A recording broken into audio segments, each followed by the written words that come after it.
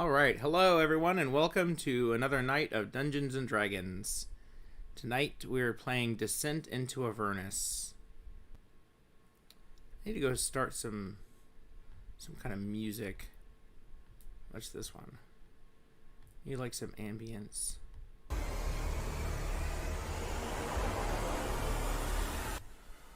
That's pretty creepy. Okay, so when we last left our adventurers...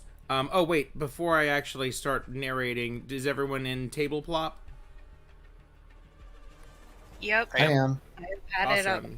Yeah, you should be in El Torel Cemetery, and we were in that, it's like a meditation room or something like that. Alright, so when we last left our adventurers, you guys are exploring the basement of the cathedral or temple, or, I don't know, whatever in the graveyard, the holy place in the graveyard.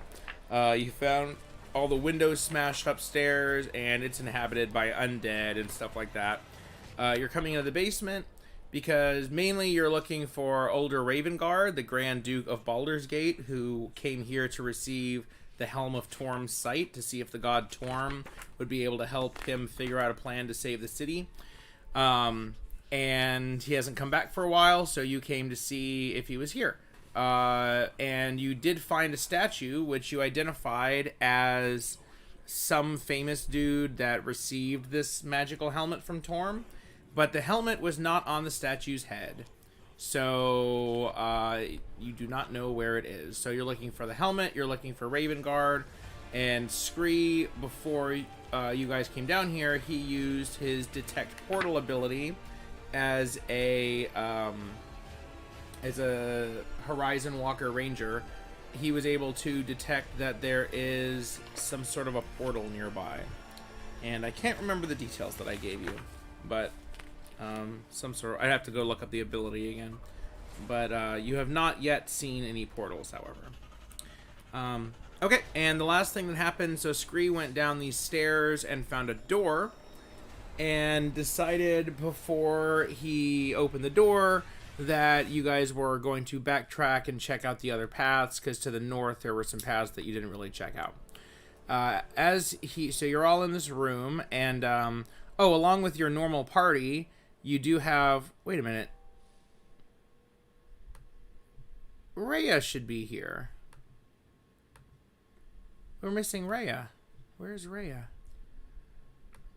Didn't you say there's like a way that I can like select the creature or something?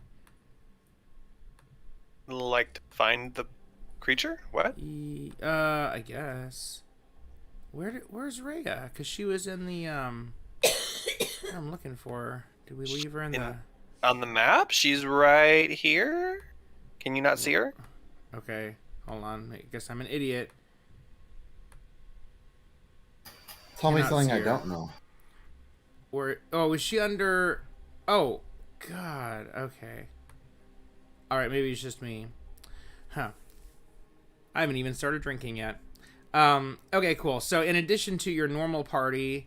Yeah, I guess I just thought... Oh, okay. I was just confusing myself, I guess. You guys also have Tarnalak, the Mezzoloth, which is a big insect-like devil. So, you guys made his master... You negotiated with his master Gideon, who is a devil worshiper who wants to destroy demons. You promised him that you hate demons and you destroy any that you found, so he sent Tarnalak with you to help out with that endeavor. So anyway, so Scree was going back up the stairs, and right as he got to the top of the stairs, suddenly there was this huge, scary face that appeared in front of him, but after succeeding his saving throw, he was able to determine that it was actually just a little miniature demon called Quasit. And I guess I probably shouldn't have told you that, but it's a tiny little demonish looking creature. Because, I guess part of the thing is like, I think you guys... I think we made a religion check. Did you? Well, so devils... I'm pretty sure we did, because you gave us information about him. Devils can like kind of be your friends in this particular mission. Like they're lawful evil, so you could negotiate with them. They have goals. Demons just want to destroy stuff. So it's a lot harder unless you find a Morrissey was an insane demon, so he was actually like calm and nice. But yeah, that's kind of your, you know, I guess your initial judgment is if they have to do with devils, they are probably dealable and demons are not. So knowing that it's a quasit helps you out. But yeah, let's say that you made the check so you know what this guy is. Anyway, and now we're going to roll initiative because since he did not succeed in scaring you, he does not want you to catch him. So everyone roll initiative, and that's how we're going to start. I will catch him. I will. I think he's got a pretty good... Oh, his roll sucks. Ooh. Suck roll. Ooh, I got a 9. Oh, I think you guys are good.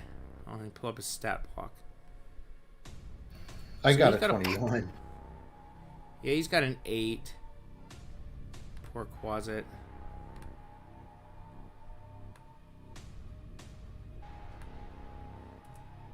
He got an 8? He rolled a 5 and he has a +3. He's actually got a really good bonus. Dexterity is like his best skill. Interesting. Why? Would you get an 8? Interesting. I got a 9 with Scree. Oh, God. I don't know why I can't notice anything tonight. I guess we should add Rhea to the initiative.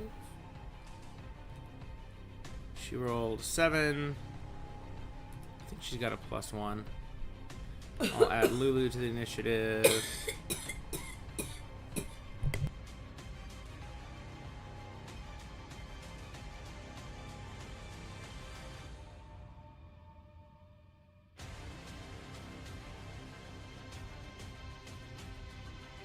Alright, Lulu got a 1.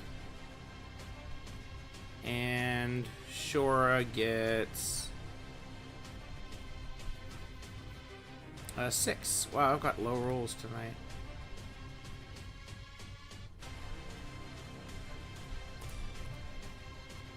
Okay, so start initiative tracking, and Zoe, you're first. Zoe? You have to get him! We have to get him! We have to capture this man, this tiny man. Do whatever you will, but whatever that is, keep in mind on my turn, and I've been planning this for 2 weeks, which is the reason I'm saying it. If I got first, or before the monster, I'm going to cast command and have him approach me, which means he's going to walk through all of us and end up right next, like, to the back line. So okay. I want to like hold my turn then, pass it. I mean, you can still attack him. We're trying to. I think Nick was trying to strongly hint that we want to knock him out rather than kill him. So we can still do damage to him, but we need to have someone with melee finish him off so we can knock him unconscious and tie him up and all that stuff. But we need to stop it from turning invisible, and we need to stop it from escaping. Okay. And in order to do that, I need to get it next to me, and someone needs to probably grapple it. But yeah, damage. Okay, so I'll shoot him, then I'll hit him with my I'll move my axe onto him, and then I will cast Eldritch Blast. I'm assuming that's okay. I didn't. Yeah. I wasn't telling you what to do. I was just letting you know what. No, I know. I plan on doing. I didn't hear anything, so I started to get worried. Oh, is Nick there? Uh-oh, can you hear me? Yeah. Yeah. No. Oh, okay. All right. I don't know if I forgot to mute or if I was having internet problems. Go ahead and make your attack roll for Eldritch Blast against the Quasit, who you have also hexed. Oh, when you use 22 hit. When you use hex, you need to also choose a stat to give it disadvantage to. Oh, I need to start doing that. Oh crap. Which,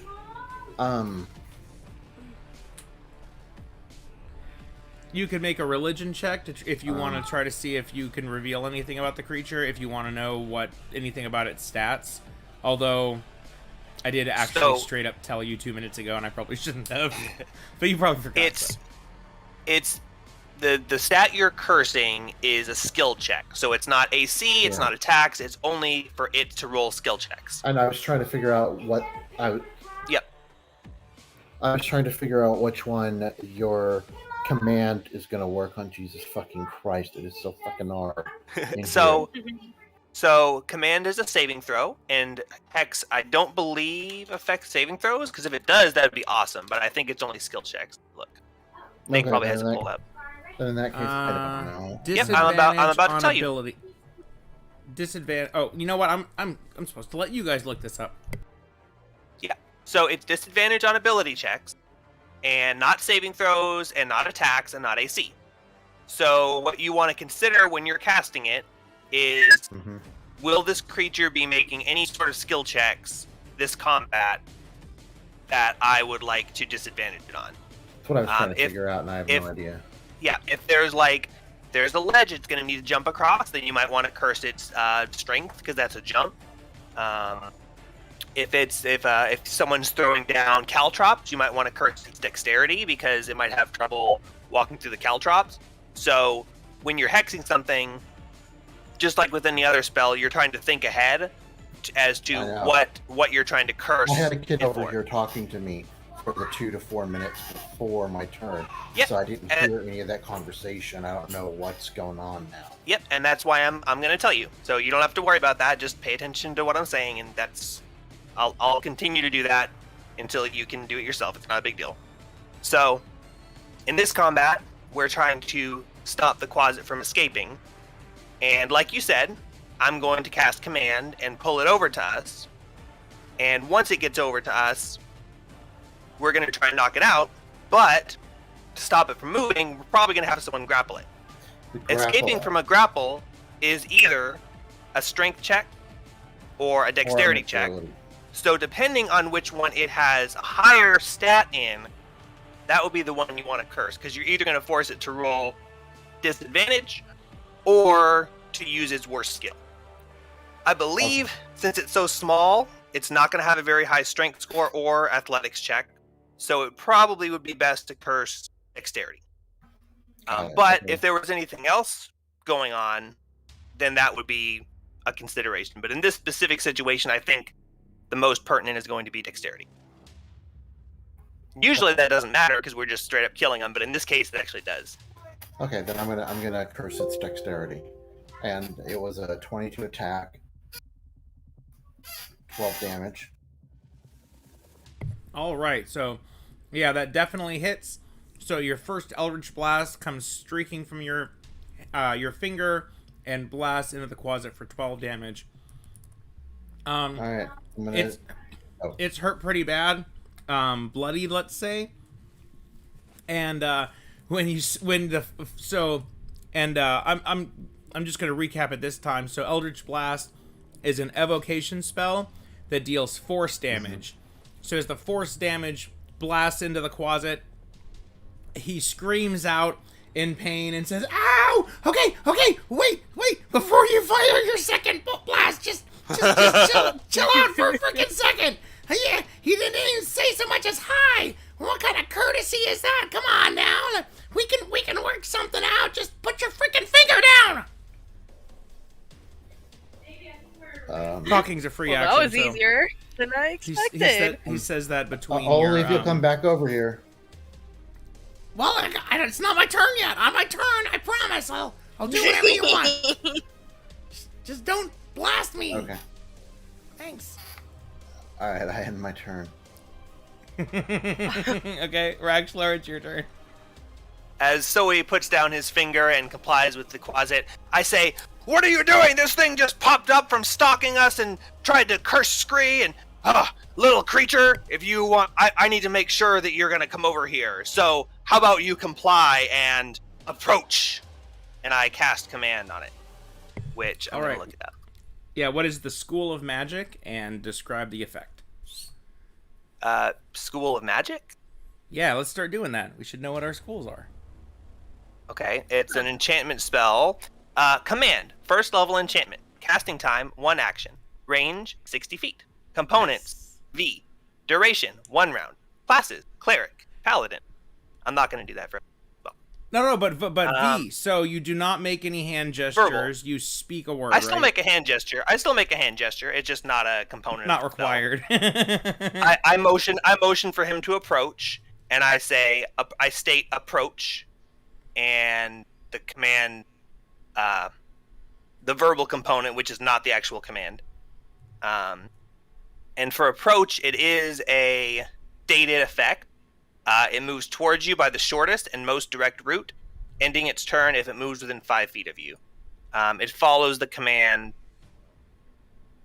on its turn, but it has to make a wisdom saving throw first. Now, okay. Wisdom saving throw. All right, so DC as 50. your 15 DC. 15. Oh, nice. Okay. So as your word reverberates through his tiny little brain, you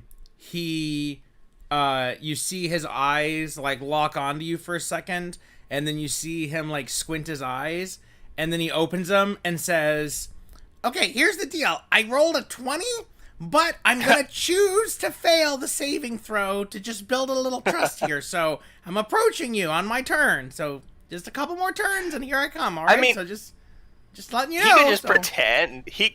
Could you could do be that? lying. Could you pretend? Yeah. He could technically pretend, because all I'm gonna see is I don't think I know if it failed, unless I see the effect. That'd be funny.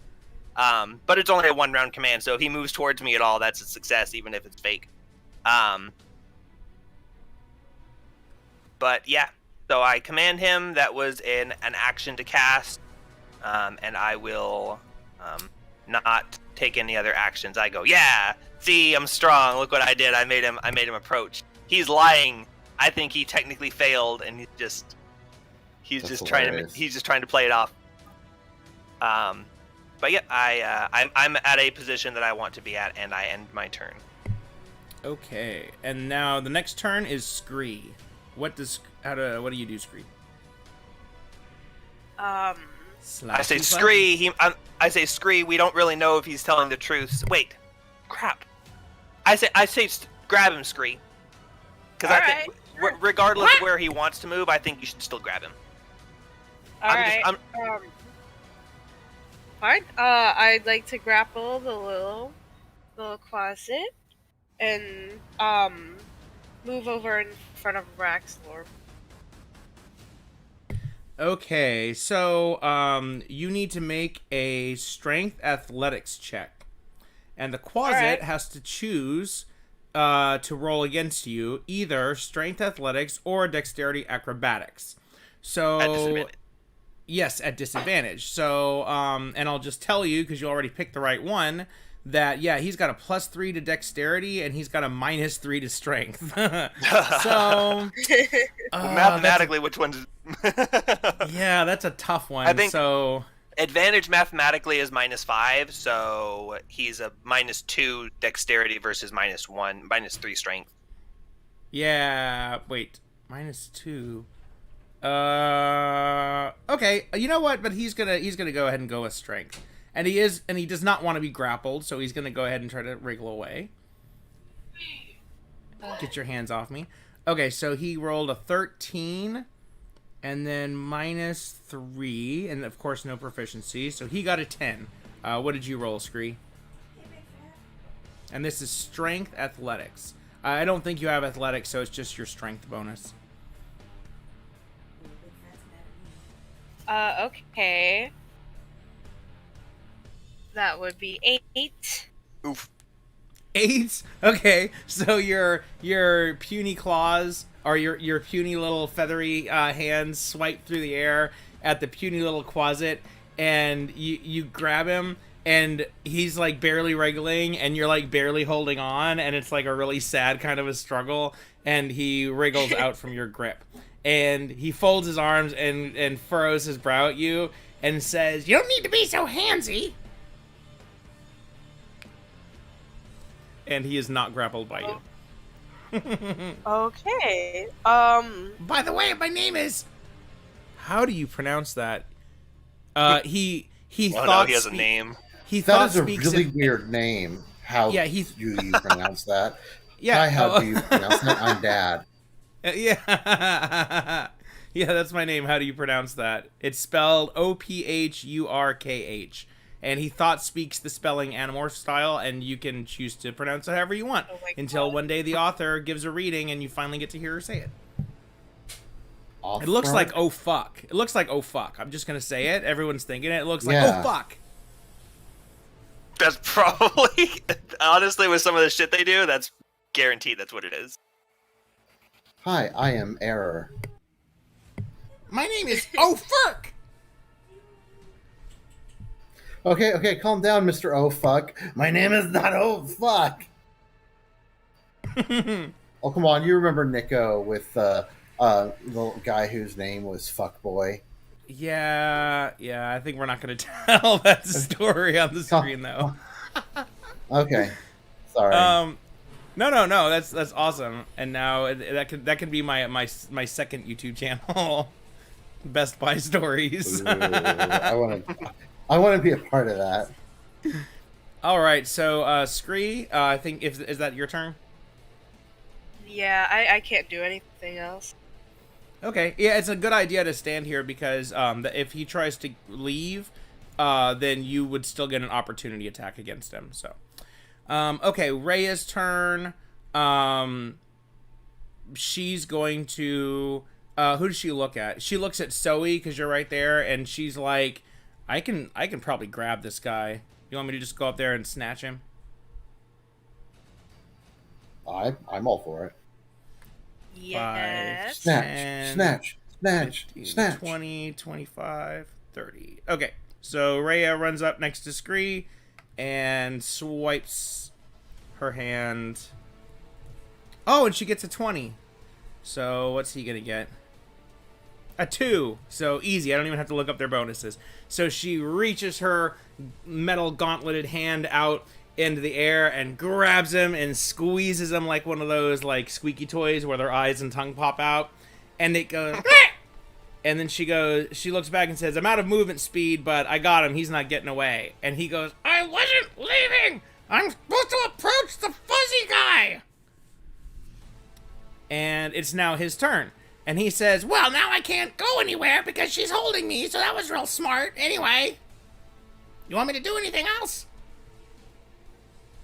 I say, I've already given my command. If you are truly under the power of it, then you'll attempt to escape the grapple and approach me anyway. It's a lot easier to escape. And he's like wriggling around, and he uses his action to attempt to escape. And this is going to be a strength check, and it is an action to try to escape, right? Mm-hmm. Doesn't say you use an action. Okay, I'm sure that it is it. It's probably under action combat. That Escaping entire section is grapple? action. Well, either way, he rolled low, so he did not escape, and I'm sure that he can't do anything else then, so he is just going to stay in her hand.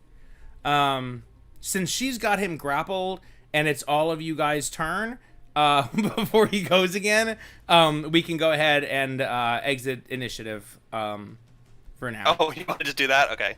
Yeah, I mean, she's holding him. She's got him grappled, and he can't even attempt to get away. So at this point, you guys could all surround him, one on each side. There's nothing he can do, so he's gonna go ahead and if he was thinking about trying to escape anyway, he's obviously not gonna be able to do that right at the moment.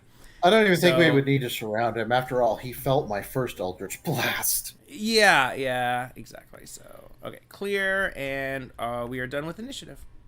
So Rhea comes walking back into the middle of the room, and she's holding these tiny little Quasit oh fuck, and she holds him up to Raxlor,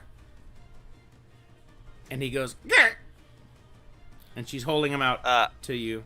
I look at him surprised that she's bringing him to me, and I'm like, yeah. What are you doing? Why did you jump out and scare our friend like that?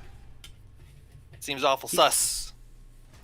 He says, I'm just doing some regular, portal guarding. We got a portal to the abyss in here. So I was just supposed to be guarding it and, helping it do its thing. We're trying to bring demons in here and take over the city, normal demon stuff. What? And you're the only one guarding the portal? That seems unbelievable. Ha! Did I say I was the only one? Why, if you traveled to the North Passage, back where you came from, you'd find 1,000 of my demon brethren just waiting. In fact, I could bring them here with a single word and they'd slaughter you all. Do it. So, better let me go. What? Do it. No. Say the I'm word. not just gonna do it. That's not how you negotiate. Come on. What kind of crap is Because that? you can't. I 'Cause you can. can't. No. Well, that's Can't. Well, we'll just see what happens. All right. Well, I mean, if you're not going to do it, then I don't really see what sort of bargaining chips you have. Okay, wait. I bet you are looking for those other stupid humans. Yes? Humans travel to humanoids. Sorry, not trying to be racial here. Humanoids. Oh, aren't they not even humanoid? You know, didn't they aren't they removing the word humanoid even? They're removing that all player characters are assumed to be humanoids, but not the type human. Like Warforged might be constructs; they're not just default humanoids necessarily.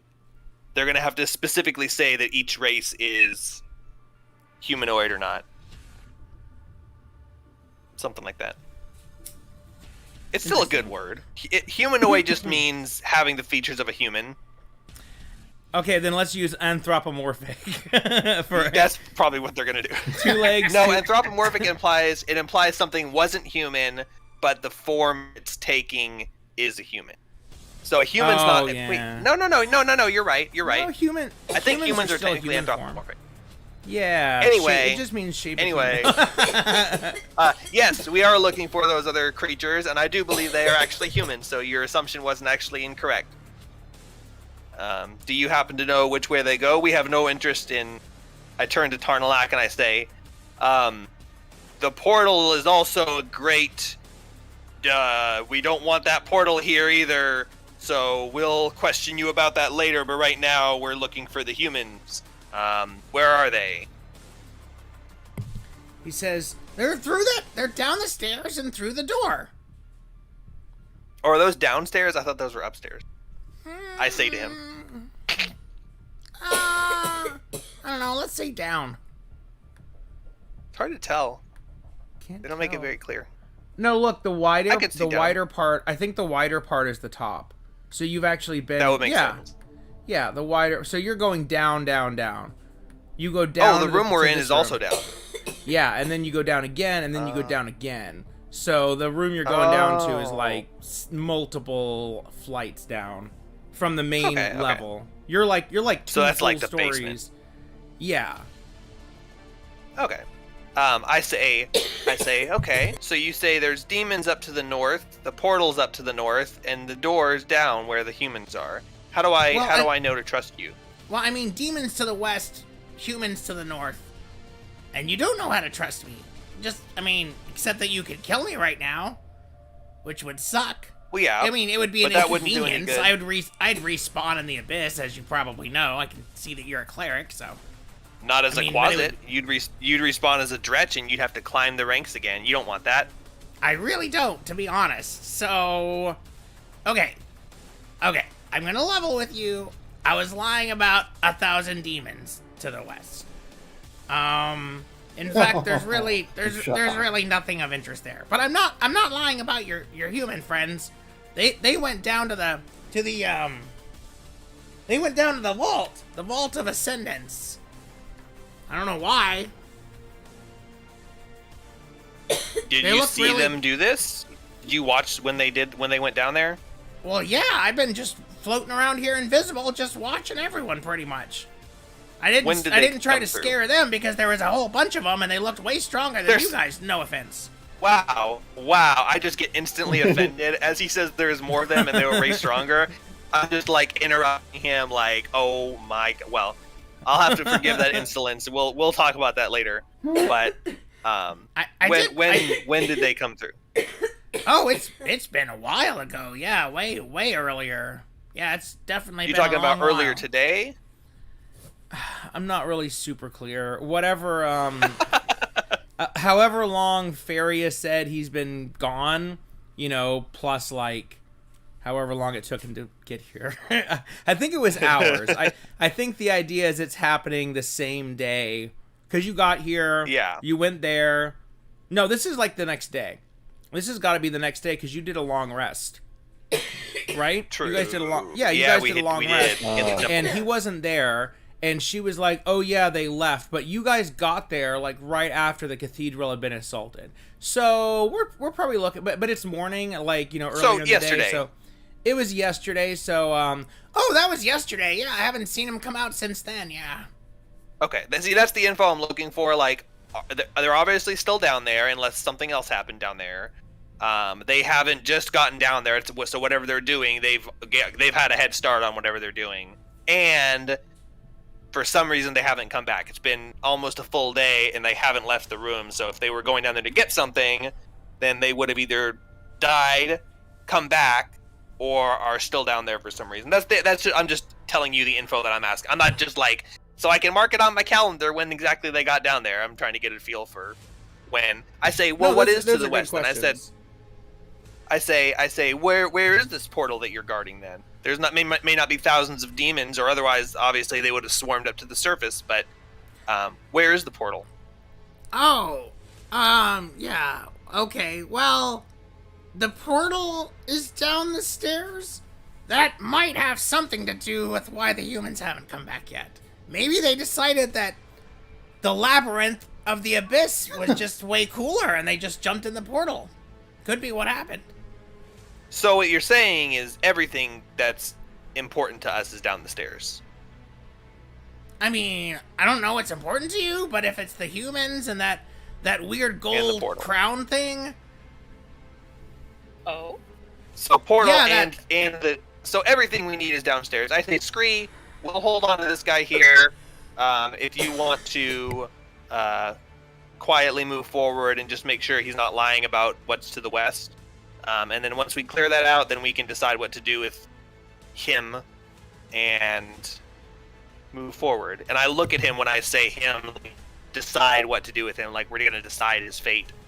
oh But yeah, Scree, sure. if you want to Just continue head your right scouting. on down. Totally safe. Go just barge right on in, yeah. I look at him and I say, well, it's more of a question of whether you'd be joining it. Or I'll joining do your whatever you- friends in the abyss. Oh, whatever you like. I'm kind of at your mercy. Sorry, my Say it- voice is it- my scratchy voice is my squeaky voice I'm trying to do keeps going away for certain reasons, and I don't want to f around with the voice mod, so I'm just gonna keep squeaking out as much as I can. I just like Hopefully making his fun. hopefully he's not conversational for too much longer. I'd say, well, depending on what our friend finds over there, you may or may not live, so hold your breath or don't. Scree, if you want to go continue exploring and come back quickly and let us know what's going on. We're not going to follow you, so once you've fully explored and gotten all the intel and made all the checks and investigated all the things without triggering any traps, come back and let us know. Very specific. Alright. Got it. I figured it wouldn't hurt to be a little more detailed. Yeah, it wouldn't kill you. Anyways. It might kill you. There was an episode of Girl from Nowhere where being overly specific backfired. Y'all need to watch that show. It's fucking awesome.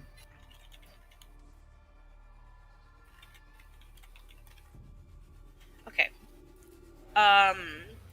First of all, if I'm gonna be moving around, then I want to be stealthing around. Oh, and I give you guidance before you go. Huh? I call you over and I Thanks. cast guidance on you and add that to your stealth. Or you don't have to. I think you can roll and then choose to add it if you want. Is Okay, that right, when we- Nick? You guys keep going on. If my turn or something happens, just Yeah, sure. roll it for me. I'll be back in a couple of minutes. Okay, it might be a minute anyway. Um, Before or after making the ability check. So yeah, you can make your check. If it's really low, then I'll add the guidance to it. It lasts for a minute, right?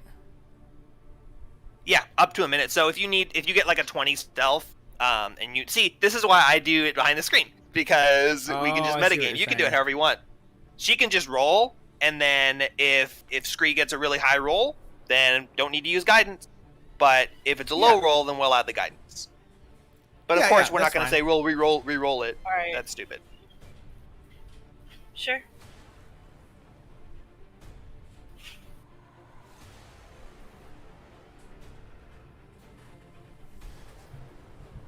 15. I think that's 15 fine. What do you stealth. think?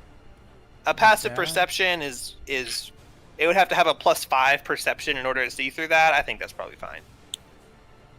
But if you would like to me at any point, if you would like me to roll the guidance, I've got my D4. Just ask me whenever you make a check, before or after the check, and I'll add it for you. But you've got guidance for a minute, and go on and lore.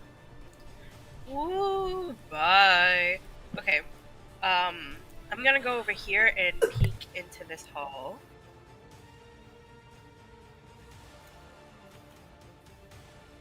Oh, I'm gonna take the time. Yes.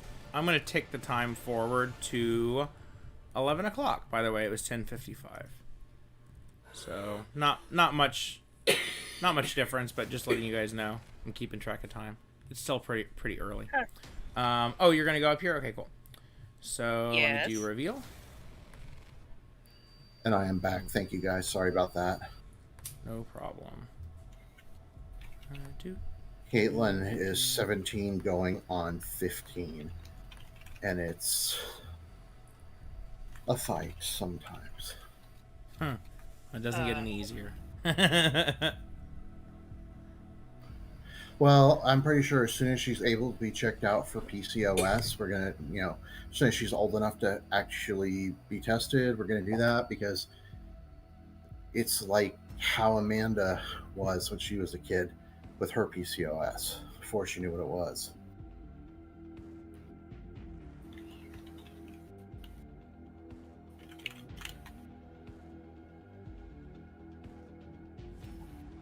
Oh boy.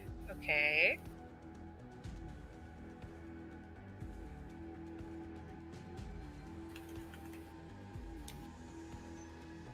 Oh. This just kind of probably loops around then, doesn't it?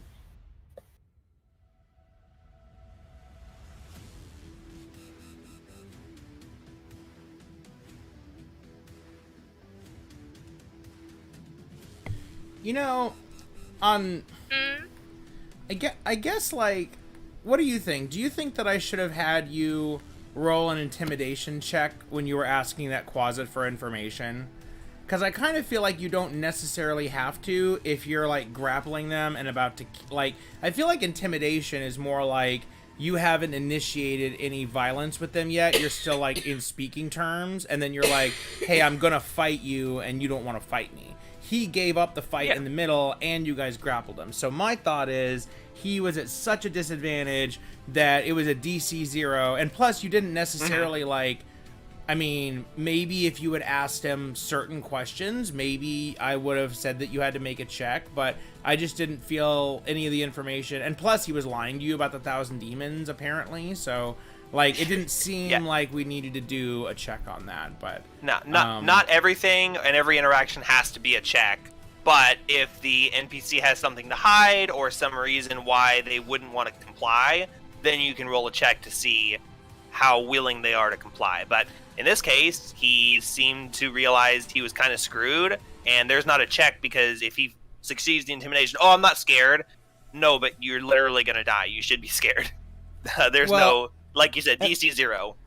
And I'm just being meta, but, like, in the book, it says that a DC 10 intimidation check, and he'll give you information about, more information about the portal and stuff. But you guys didn't necessarily ask anything about the portal, and you don't necessarily care about anything about the portal. So if you don't ask him and it doesn't come up, and it's not like you don't necessarily have to roll it. But if you guys did say, what about the, like, if you started asking him specific questions or trying to get information, then maybe I would have. But I'm just being transparent as we kind of, like, work out this stuff and improve it.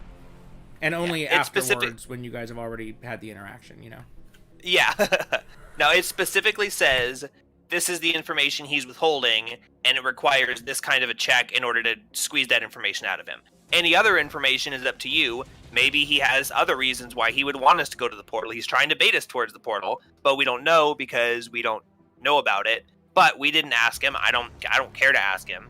So, that I would say if it says make that check, he might be like, he's more scared of his superiors than us. But if we intimidate him, then he's like, in the moment, we make him wet his pants, and doesn't matter how scared he is of them. But yeah, I mean, Yeah, unless it yeah, says yeah, something it's like an that, in the it's up to moment you. thing. Okay, cool. All right, I was Yeah. you just kind of, I'm not trying Yeah, to I mean, tell like, you if- guys how I'm doing everything, but it's like, okay, we already did this, and this kind of Yeah. didn't come up, so just because we were like, if- discussing it before. If we ask Rhea, hey Rhea, can you go check open that door for me? I don't have to make a persuasion check to have her. She's my ally. She's friendly. Technically, that's a DC 10 DC persuasion 0. check. Actually, I But think you don't that's a have DC to 0. because, yeah, it's only if an NPC has some reason not to respond the way they want to. Otherwise, every conversation would be just constant checks. It's only if you're trying to convince them to do something they don't want to do. So he wanted to give us the information we asked. He didn't care. It'll possibly save his life. He's willing to give it up. But anyway, yeah. Continue Scree. But Yeah, looks so like they're coming to Scree, find- yes, Scree is reveal the upper area, and it's just more. So this is like a like where they put bones on the shelves. Ossuary is what it's See. called. Very And scary. this area up here looks relatively uninteresting. You don't notice anything that stands out. Not even these. Nope. Well, make an investigation check. All right.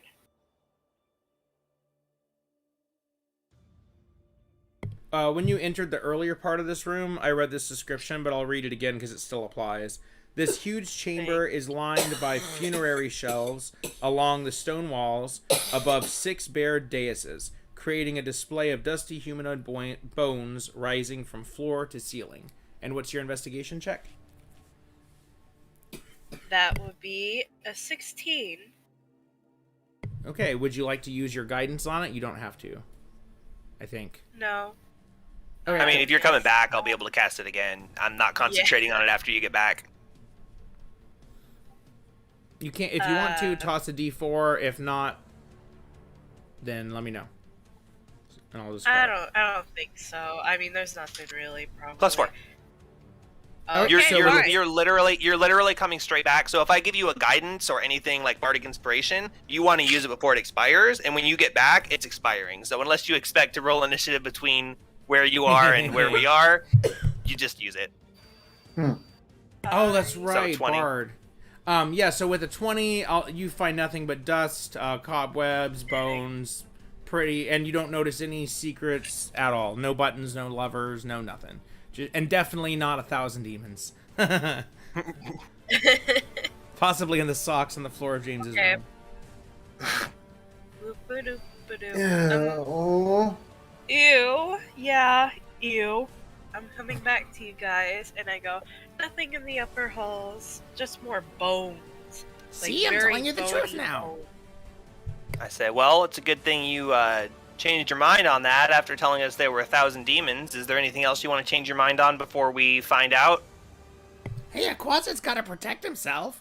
No? I mean, I told you. Down the stairs. What did you is think was probably going to where- happen? What did you think was going to happen if you told us there were 1,000 demons and we I thought didn't you go get up there? really scared and ran away. Okay, that's fair. Clearly, I yeah. should have told you Lord Baphomet. Ah, darn it. If I told you Lord Baphomet was up there, you would have freaked out and ran away, I bet, right? Yeah, actually, you know what? Man, you dropped the ball there. I would have been running out here like a Have you ever met Scared Baphomet? He's level a 1 scary kobold. dude, man. Yeah, but you can't use that one now because now I know you'll be lying. So Ah, darn it. Side note, I have the 3D model for a statue of Baphomet that I can print at any time. I just haven't printed it yet. print it and then we'll play in person, and then the class will be like, "See, I told you." We do need to play in person again soon, though, at some point. But anyways, Yeah, we done with should- my interruptions. I'm sorry. It was we should have been some epic, loud over like- here tonight. We can do like a one shot in person, I think. Yeah, like a one-shot in person. Well, That way we could don't do it with commit to this doing a game. campaign. Yeah. I guess, but yeah, Maybe I'll I print just out feel a like map or something. if we do it with one of our current games, then it's like, what if we really like it and then we only want to do it in person or something? These ones already have We all the setup won't. for online. I am not printing out maps. In fact, it would be better if we played like when there wasn't a map, like when we're doing something that's all like role play or whatever. True. Sorry. Well, maybe we might do something like New Year. Well, no, probably not New Year's Eve. I don't know. Whatever. Holiday season's coming up. We have Yeah. time to plan something. I just think it'd be a lot of fun. And again, I'm sorry. It's been fighting a lot back here tonight, and it's hard to hear. Sorry. And No problem. yeah, we should definitely look at something like that. Me and Nick need to look at, like, I say I vote one shot. So it depends on who's doing it. If you're doing it, we can do your game. If I'm doing it, we'll do a one shot. But I'll find something good. I kind of want to just like get everyone together, roll up characters, but have everything pre-made, and then just go. And I think that'd be a lot funner than just playing our same old characters we always play. It's like something new and break the mold and try something different. But anyway, I say, okay, well, I guess you're coming with us then, because if we need to ask questions, then I guess having a corpse wouldn't do much good. So, how do you feel about being tied up? Oh wait, no. I'm asking the closet. I say, Zoe said that, and I say, no, the closet. I'm aware of that now. He says, he goes, yeah, sure, baby, whatever kink you're into. I wink at him and pull out my silk rope. Actually, do I have rope? I didn't. You guys used rope in my game, right? So I still have mine. Yeah, I actually crossed out my rope that I used, so... if I get I've another got rope, then I'll bring it. Yeah. I've got 50 feet of hemp rope, and I am going to use the whole thing. I'm going to tie him up, his arms, his legs. He's got wings. He'll be fine. Just wrap him up like a burrito. It's a baby leash. I've just got him leashed, so he can't attack. He can't grab or pull any levers or do anything, but he can still move because he's flying. So I tie him up and then like a leash. And how much rope do you think I would need to tie him up, and then how far will my leash be? Oh, like a leash. Oh, Yeah. I see what you're God. saying. He's like a human or something. I might need the whole rope to tie up all their limbs, but he's so small. I want to use part of it to tie him up, and then end the tie in the back, like his shoulder blades, so I can like yank him back. I don't know. Either 10 or 20 feet. We'll go with 20. So I have a 30-foot leash on him. So yeah, I like that. So 20. You use 20 feet, and you tie him very securely. I tie him very securely with the rope, and then after I'm done secured, like he's like fully secured, and he like can't move, and I'm like, okay, now try to get out. Okay. He squirms his shoulders and goes, nope, pretty tight. Oh, In fact, man. the hemp is burning my skin. I say, No, I can't get out. Oh, what will I do? I say, Thanks, I okay, hate good. Did we know if quasits are immune to fire? Did we look that up? Religion check. Did we find that out? Fucking hold on. Not this session.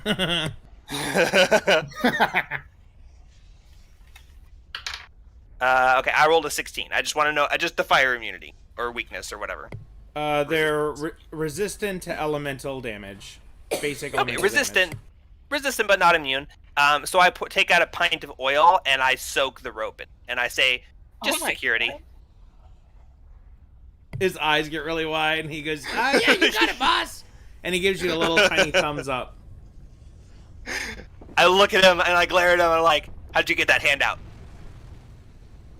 Wait, are his hands- wings are free, Yeah, but his legs- arms aren't?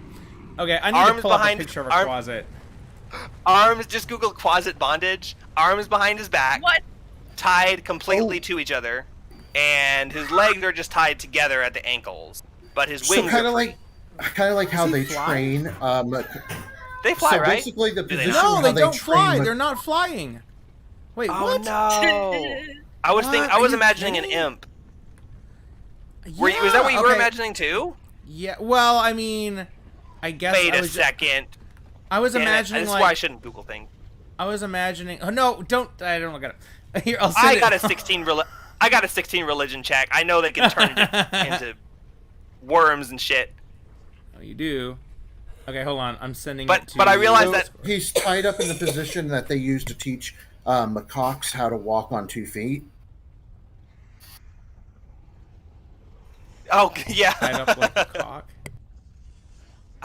Okay. Ma- So I, macaque monkeys. What? They tie their hands behind their back and put them on a leash, and then tie the leash close to tight, so they have to stand on two legs. It's really, really seriously effed up. But you were describing basically that position. Yeah, kind of, but we thought he couldn't walk. So anyway, Yeah, well, I thought he could. I thought he was a flying guy. I was imagining a little mini devil. Yeah. I mean, he is a little mini devil guy, but I was imagining him like flying with like bat wings and stuff. Like not exactly like an imp, but like similar to that's an an imp. imp though. See, Oh, I imps was, are devils though. I was Yeah, imps picturing are a devils. monkey, so you know.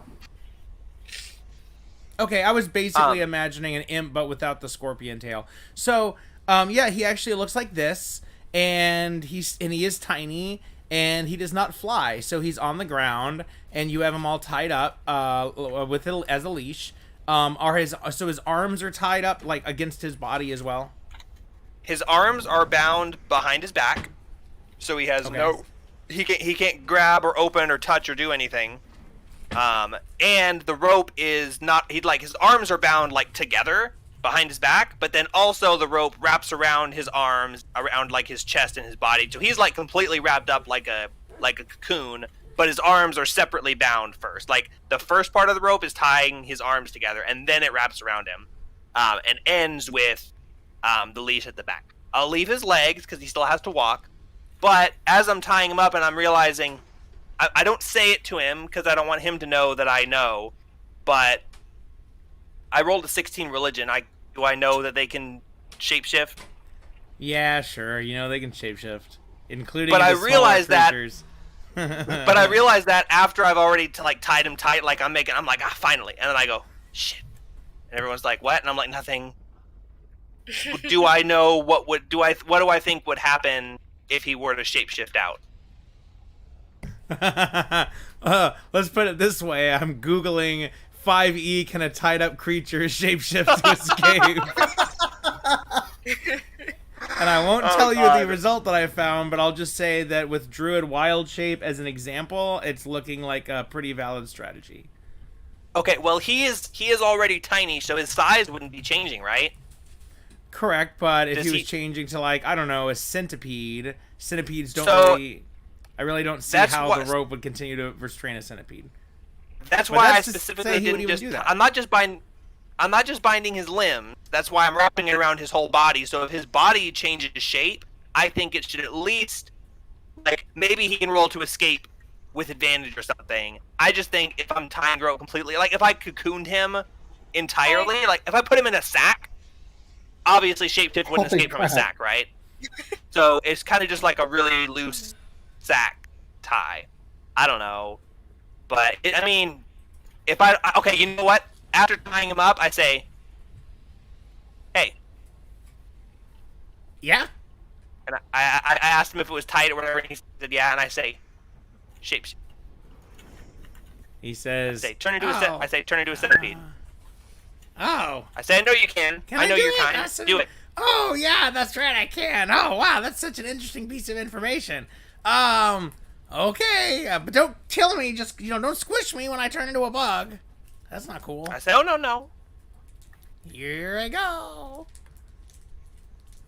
So this way you can And decide he's- what's gonna happen. He's considering whether he should go invisible first, but you do not see him disappear. He shrivels down Animorph style into a centipede, Animorphs! which is smaller than he was, but is still a pretty big sized centipede. But as he does, his little centipede legs fall out of the rope, and then he kind of like wriggles out of the pile of ropes onto the floor, and he looks up at you, and he raises two of his little centipede claws and goes, "Ta-da!"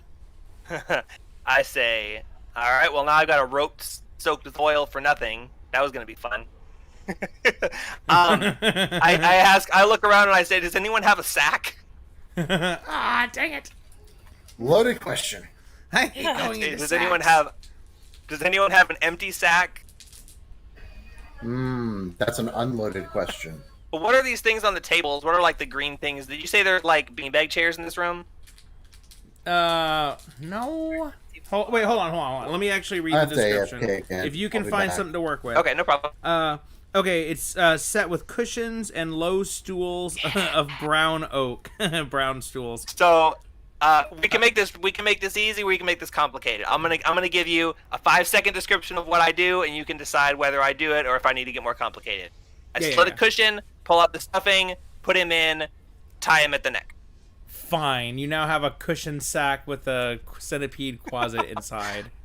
I leave a little bit of the stuffing so he's nice and padded and comfortable. It's not just a loose sack. He could really possibly tear out of it. He looked really disappointed as you figured that out and put him in there. Like, you just saw I bet you were. Like, he looked a lot more confident before, and now he's just like, shit. So, I mean, he could still escape. We still have to keep an eye on him. He could easily just, like, slice part of this cushion open and then shapeshift, but I think that would take a little bit of time, and we'd have a chance to, do something about it. And I'm basically going to be carrying him on my back like a baby anyway, so I tie him up to my back and strap him. I ask Scree to securely attach him to my back, and we do, like, an under the arm, complete like a baby swaddle, but with the rope and yeah. And I have Scree do it because I can't really reach myself back there. So after I have my closet harness, and he's facing away from me. I got him facing out. I don't want him to kick around and scratch me. Okay, but yeah, Are we clear? He's totally, he can't see out, right? Like, he's inside the cushion. It's well, like I'm a gonna have him backpack situation, right? I'll have him shapeshift one more time just to check. I would like to. I say, listen, buddy, I want you to be able to see out. I don't want you to be trapped in the sack. But I just need to make sure that you're not going to be able to shapeshift from your head and pop out of the sack. So can you shapeshift for me one more time? But I do tie the top of the sack, so it's tied around his neck. So if he shapeshifts, he's going to go either completely into the sack or it's going to be squishing his middle. Unless the centipede is a smaller diameter than his neck. Do you just want him to be totally unable to escape, but he can see? Is that the thing? Is you want him to be able to see? Yes. I want him to be able to see out of the sack, but not move. Okay, I'm gonna treat it as if he's entirely inside the sack, but there's a little hole that he could peek out of, so he can see out, but he cannot in any way get out unless he had some ability to burn his way out or attack. He'd have to do something. He can't just wriggle away. But also, I would just like to clarify that short of shape-shifting, he's also got a rope tied around his neck, which was securing him into the sack. So if he does shape-shift out, whatever, but he can't just cut his way out of the sack and go hee-hee and run away because he's still tied to me with a rope around his neck. So just clarifying, since we want to make sure to get all the details ironed out as possible, so I don't get screwed later. No, I'm on board. I don't know what's gonna happen either. So inside the sack, rope around his neck, rope securely strapped all 50 feet of it to my back by Scree. Shapeshift. I'm not gonna have him shapeshift. I say, you know what? I think this is secure. I'm not gonna make you waste all your energy shapeshifting. But if you do, just so you know, if you escape, I will kill you. There's no hesitation. It's not, oh, you get a second chance, you dastardly rascal. You're gonna die. I don't want to do that. So help me help you. I say, you see this hammer? I kiss it, and then I hold it up to his face, and the radiant energy radiates from it like a heat lamp, and I say this thing is blessed by the gods, and if it even touches you, it's not going to feel good. So I'm not one for torture, but you're not going to live very long if you escape. So just a warning, not a threat. He says, My dude, I assure you, if I escape, I'll kill me myself. I say good. I like that attitude. And I turn to Tarnalak and I say, by the way, not a pet, not an ally. He is a prisoner of war. Just so we're clear on that. Okay, I don't want what's his name hearing anything else. Got it?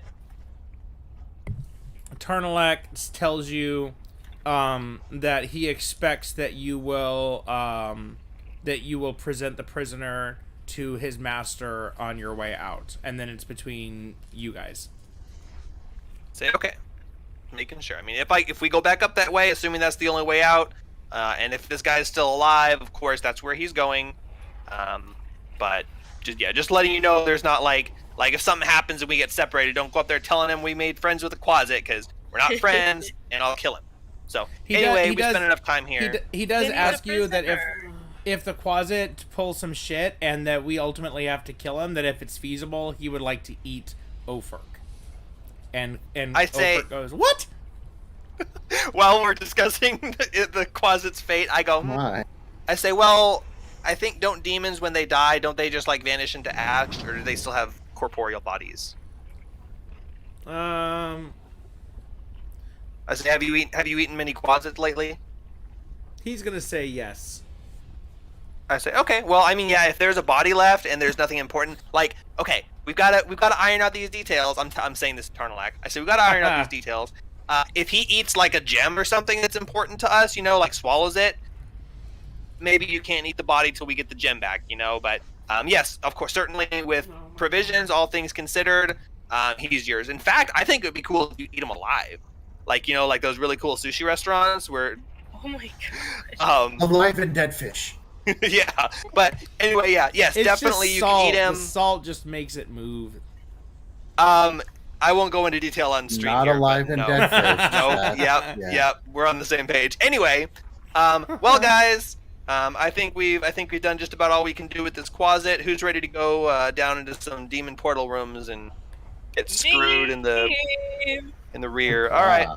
Okay, Well- the Quasit is just gonna say one more thing, because you guys have pretty much removed all of his ideas about escaping, and you've got him feeling pretty in danger of his life right now. So he's just gonna throw it out there and say, okay, I've been totally truthful about you that your friends are probably down there, but and in fact they're probably alive because I've definitely heard voices.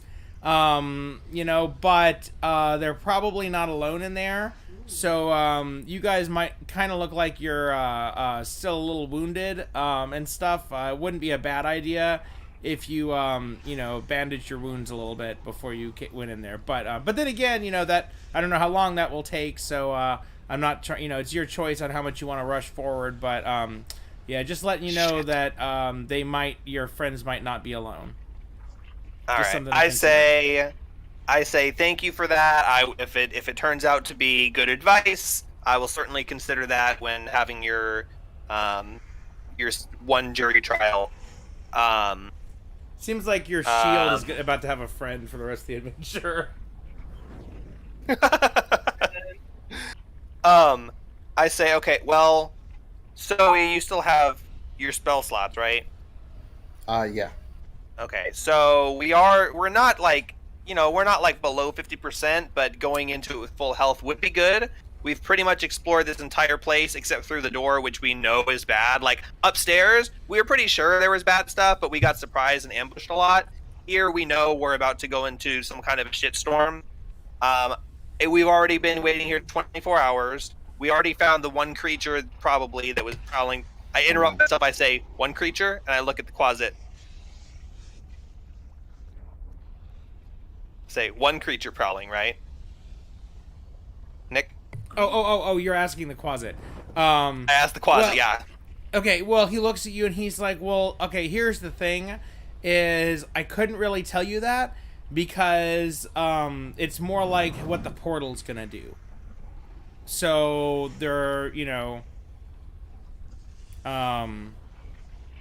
it's been a while since the last demons came through the portal. I think you might have seen them. There was a bunch of little dudes and a scorpion, and that's been a while. So it's about due. How often for do they come out? Ish. How frequent? Hours. So Well, the last time it was less than an hour ago, right? We fought them. We didn't rest after that. We came straight down here. okay, now you need to make I a can't check, remember. and you can make Okay, an what kind of intimidation check? check. Intimidate? Intimidation with advantage. And your DC is Can pretty I? low. So my intimidation and my persuasion are both the same, and I'm the one talking to him, obviously. So I can't just have the high person. Could I make a persuasion check? I'm not threatening him. He is feeling threatened Sure. because he's tied up and vulnerable. But I'm not trying to threaten him. I'm trying to be buddy with him. Well, yeah, but I don't I'm think just you should asking get him. it. I don't think you should get advantage on a persuasion check. Well, you know what? I want to be friends with him. I don't want to threaten him. Okay. I've already Yeah, threatened build him. up your So faction. I'm gonna do a regular persuasion check, and let's see. I rolled a 1 anyway, so it doesn't matter. Let's see what that next one would have been. I would have made it, but Okay. I say okay. So how does he respond? And I'll respond to that, and I'm gonna do it cordially. I won't get upset at him. Okay, look, he's going to tell you that he's sorry that he can't really go into too much specifics because, you know, he does serve Baphomet, and Baphomet will probably have him unmade, which is way worse than just being destroyed. Or even worse, he could send him to heaven. That would be awful. Then he'd have to hang out with all the Christians. Oh my god, That would be hell. so terrible. so he's like, okay, but here's the thing. This chamber was originally blessed by the wise and humble acolyte of Torm named Opalita the Devout. She wanted to speak directly to her god, so she created, through decades of constant prayer down here in the crypt, she created a direct link between the ossuary and the celestial essence of Torm.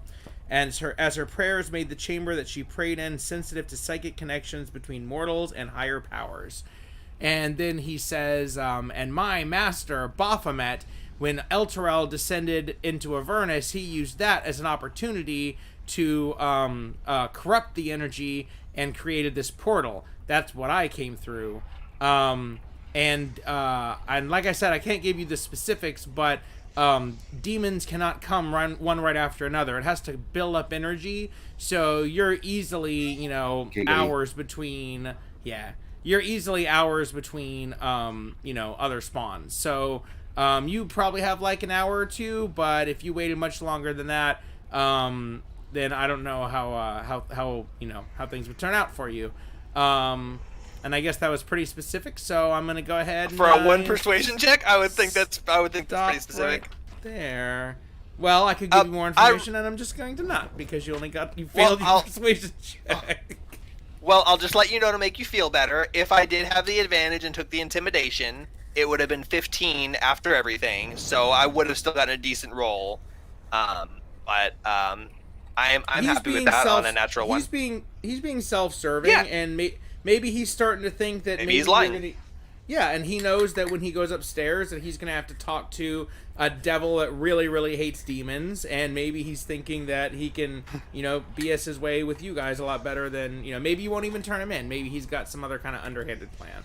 But he gives you that much information, so I guess okay. He's not trying to get you killed, and I don't understand that because he really should, but you guys have just manipulated it that way. I'm still a little suspicious, but I say, well, I think whatever's in there, we're going to have to face regardless. So I don't think if we get a little swarm of demons, it's something we can't handle. I think it's more intelligent for us to go in there at full strength and risk getting attacked than to go in there at half strength because we're trying to rush it. So we've got two full heals from Zoe that she can cast. We've all still got hit dice we can spend. I look around and I say, some of us. I'm sorry, guys. I'm just a magnet for pokey things. I think we should take an hour and rest.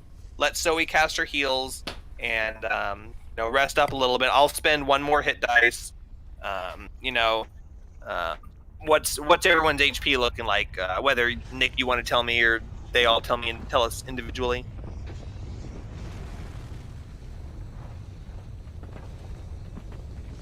Oh, wait, did you ask me the question?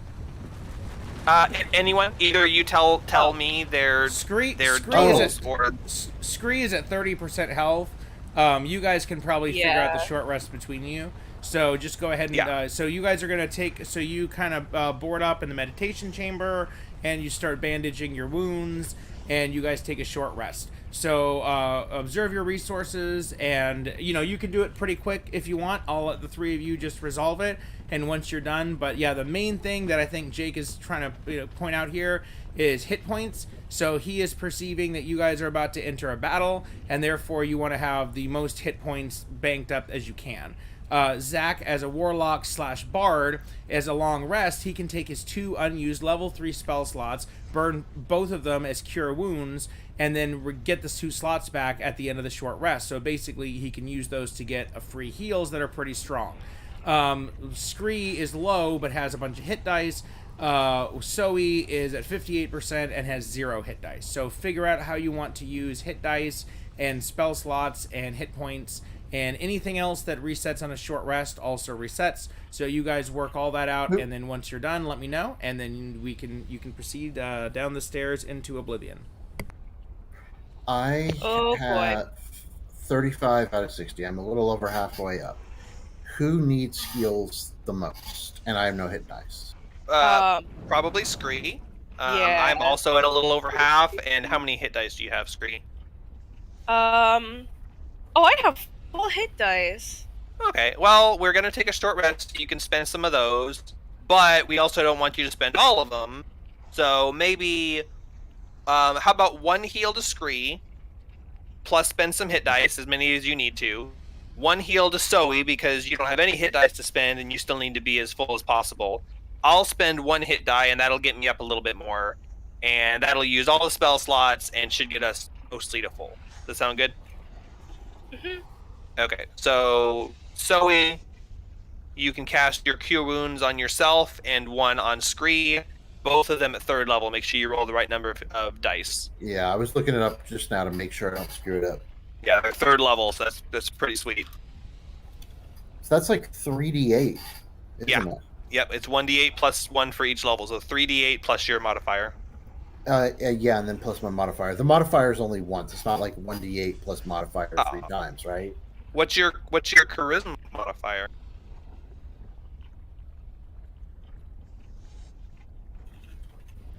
It's your 4. spellcasting modifier. Why would it be plus 1? It's plus 4. Yeah, I said 4. You said 1. I did. Yeah. Okay. So my modifier is only plus 1. I had some crossed wires in my head.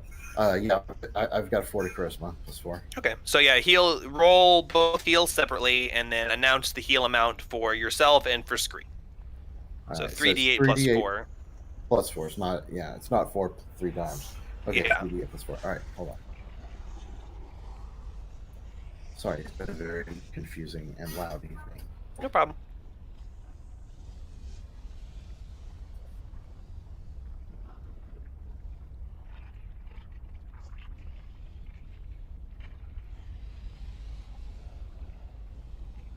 I heal myself for 14 HP. All right, I rolled incredibly low. that's pretty low, but I think it's still enough to get you almost full. And I healed Scree for 11. Oh, jeez. Okay, Jesus well, Christ. so Scree, go ahead and add that 11, and then once you've got that 11, however many hit dice you want to use, just keep in mind you get half of them back, and we have a total of 8. So if we do a long rest and you have more than 4 hit dice, then you're wasting those dice. You could have used them. So use at least 2, unless 1 puts you at full health. But do them separately. Yeah. So you roll the die plus your con, add it, and then see where you're at. If you're less than 3 or 4 points away, you don't need to waste 1.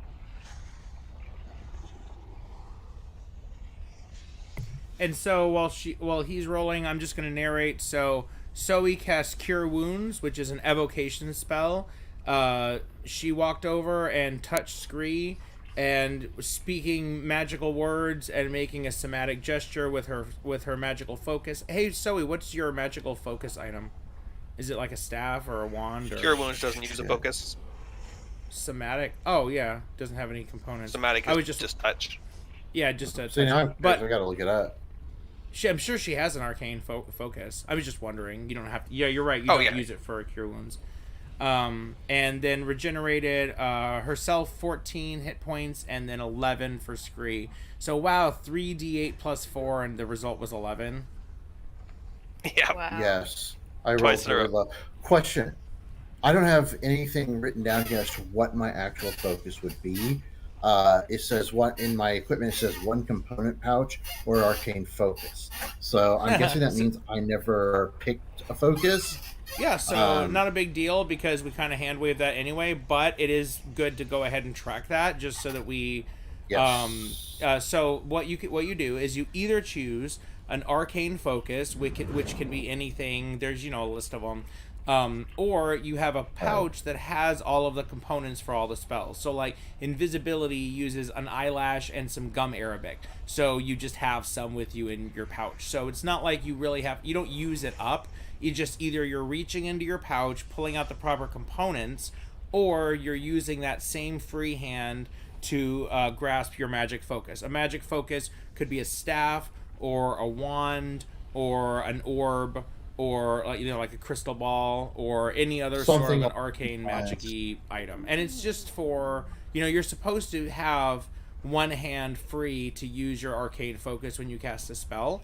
And so it's just good to remember that. Maybe you were firing a two-handed bow, so now you can't because you can't cast a spell because you don't have a hand free. So that's why every time we cast a spell, I'm just going over it. Sure.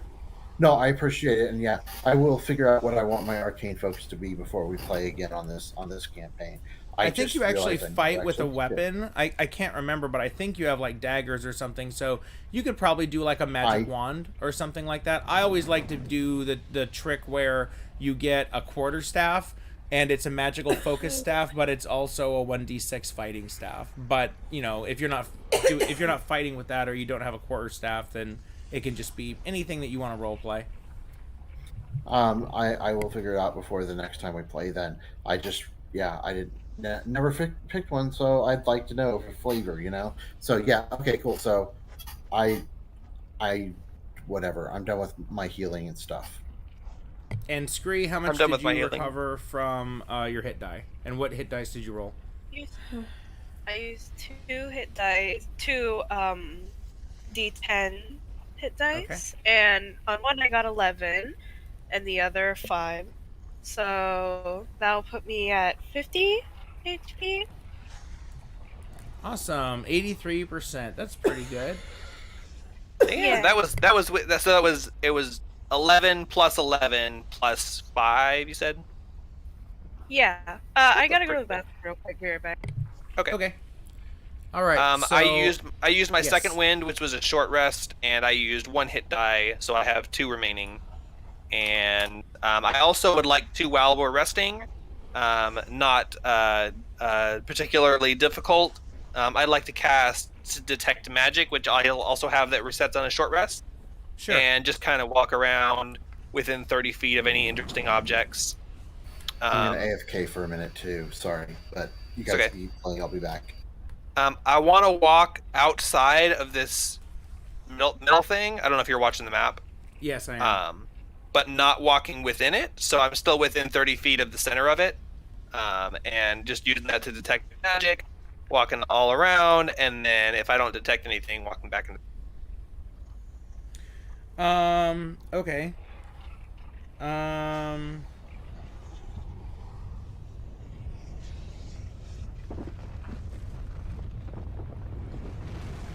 You detect magic. At what point do I detect magic from? The entire inner area of this thing. Of the eye-looking thing? Yeah. You sense magic in this way. You can use your action to see a faint aura around any visible creature or object in the area that bears magic, and you learn a school of magic. So while I am, like, here, I would like to use my action to see if there's a specific object that I can see from here that would be glowing with a specific school of magic, or if it's just a general radiating aura.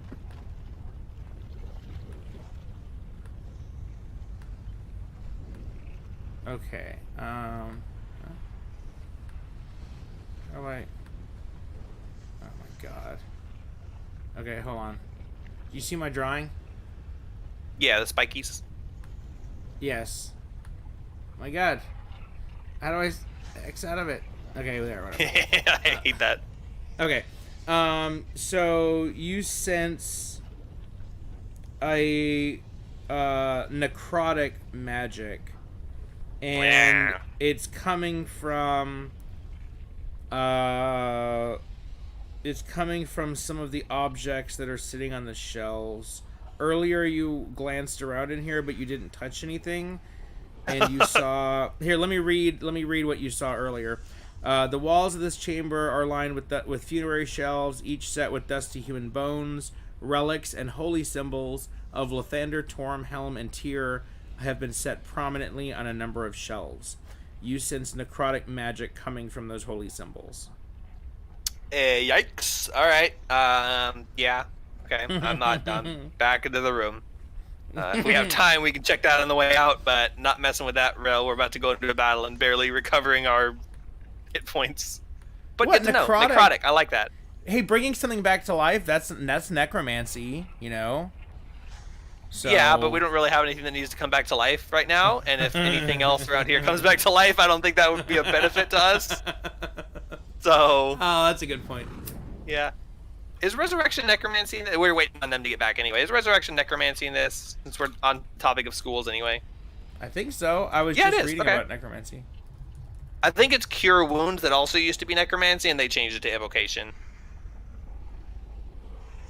I think healing is evocation in D&D. But resurrection, you're actually returning a soul to a body, and I think that's what makes it necromancy. And it's like Conjuration in 3.5. it's a good necromancy. Healing. Like Raise Dead is bad necromancy. Resurrection is good necromancy. Hello, I'm back. Oh, Welcome back. welcome back. Oh, good. So we're just waiting on Zach then, and I think everyone should be back before we go in. I'm gonna look at a list of necromancy spells. On this page, it's 3.5e homebrew. That doesn't make any sense. Spare It the says it's Dying is necromancy. Cause Oh, yeah, fear. that is for sure. False life. That's like a self hit points buff. That's a necromancy. So that's interesting. So inflict wounds is necromancy. Yes. Yeah. That's interesting. So it's damaging spells, but also life involving spells, which is usually bringing someone back to life. But spare the dying, false life, gentle repose are all necromancy. I'm surprised Cure Wounds is Conjuration. I could have sworn that was one of those weird I thought it was spells where it's Evocation. Necromancy. 5th edition it is, 3.5 it's Conjuration. Okay, 1E cure wounds. Cure light wounds. Wait, was that it? Conjure. Okay, it was conjuration. Why is that conjuration? Oh, it's Necromancy in 2nd edition, unless this wiki is wrong. 2nd edition. I mean, that's kind of the main one other than 3rd edition. Where they took I out am all the back. devils. And Oh, good. demons. Welcome back. Welcome Yeah, we're back. just All right. we're just bullshitting about spells while we're waiting. Yeah, if No, you you guys guys didn't are, have to wait on me. Yeah, we do. We're Well, about to go into a big combat probably. yeah, we do. Thank you guys. I'm sorry. I don't normally duck out like that nearly this many times. It was a really rough evening for a girl. And No, not a problem at all. Yeah, Jake checked around and he found some necromancy magic to the south that he decided to not mess with. And then we were just opining on the necromancy spell schools. It's been 3 different types of spells over 3 editions. Cure and wounds. then I really? show back up and you guys are Yeah. like, well, we killed Strahd. So good I job wish, not man. injuring us. Complete accident. Just happened to bump into him. We should Really not lucky go into crits. Strahd's castle at level 3. That's what I'm gonna remember from this. Strahd's Should not level have. Holy 3. crap. It's like playing EverQuest and you're like, oh, I'm strong enough for Orc Hill. I think I'm gonna go to Mistmore next. Yep. Or Crushbone. It's like, I can kill orcs. They're easy. You go into the entrance of Crushbone. Oh, there's pawns and centurions. What's in this castle? Oh look, Devin. look at Strahd, Ambassador to Strahd. But yeah, so everyone's done healing. I tell them about the aura. I say, hey guys, it's a good thing no one touched any of those holy symbols down in that weird crypty room. I was doing some looking around, and I detected some necromancy auras around them. So, of course, necromancy can be good spells too, like the ancient cure wounds or resurrection. But more likely, it's going to be something bad. It's more likely for a cursed object to be necromancy than good. So we can mess with that on the way back. Hey, maybe we can have touch the holy stone, but I'm sure he'd love that. We'll just Oh, like you rub it on guys- his cheek. It's noon, by the way. Oh, right, because we rested. Cool. Because it just ticked over. Didn't it just tick over to 11? And Yeah, then right we before- rested for an hour. Yep. So now it is Okay. noon. Oh, actually, during your break, you guys need to use some rations, half rations and your water. So your water skins are now totally empty. So you need to fill them up and drink from them one more time before the end of the day. Yes. So I'm going to empty And your water skins. How are we doing food? So this is our one eat for the day. Well, I thought we were doing that no, at night. sorry. Yeah, I made a mistake, and actually I did track this. I just misspoke. So the food, you probably would eat in the evening, probably during your long rest. I have it set for 9 o'clock, so it's kind of like a nighttime dinner. So you don't have to worry about food, but I am tracking water as well, and the water zeroes out at noon and 9 o'clock at night, or basically midnight. Okay. So every 12 Yeah, because hours. it's twice a day. Yeah. Exactly. Yeah, you need 1 full gallon of water a day, and a water skin holds half a gallon, which is kind of Yeah. a dick move, but that's how they set it up. So you need to find a water source before you take your long rest in order to not suffer any issues. And it's just a minor thing. Yeah. And just to be clear, like the ration and stuff we're doing is we're trying to play more seriously, but do we have a place on our sheets that we're supposed to be keeping track of that one or not? I thought no, but I wasn't sure. Inventory, like all the other items. Okay, so Yeah, we do and- keep track of that one, how many rations. Yeah, and we haven't. It hasn't come up because you guys just now got here, and there's really only been you did one long rest back at the thing, but yeah. So each of you just write down the number of rations you have and treat it like water, or treat it like torches or whatever, or your rope or something, and then just erase it and write down. In this level of city exploring, you're not really going to use a whole bunch, but once you start traveling and it's like, okay, you travel for 7 days, you need to have 7 days of rations, or you're going to be making survival checks. So it's not a big thing, but it's minor. So now before you go to bed, you It need adds to to find the a source fun, of the water. realism.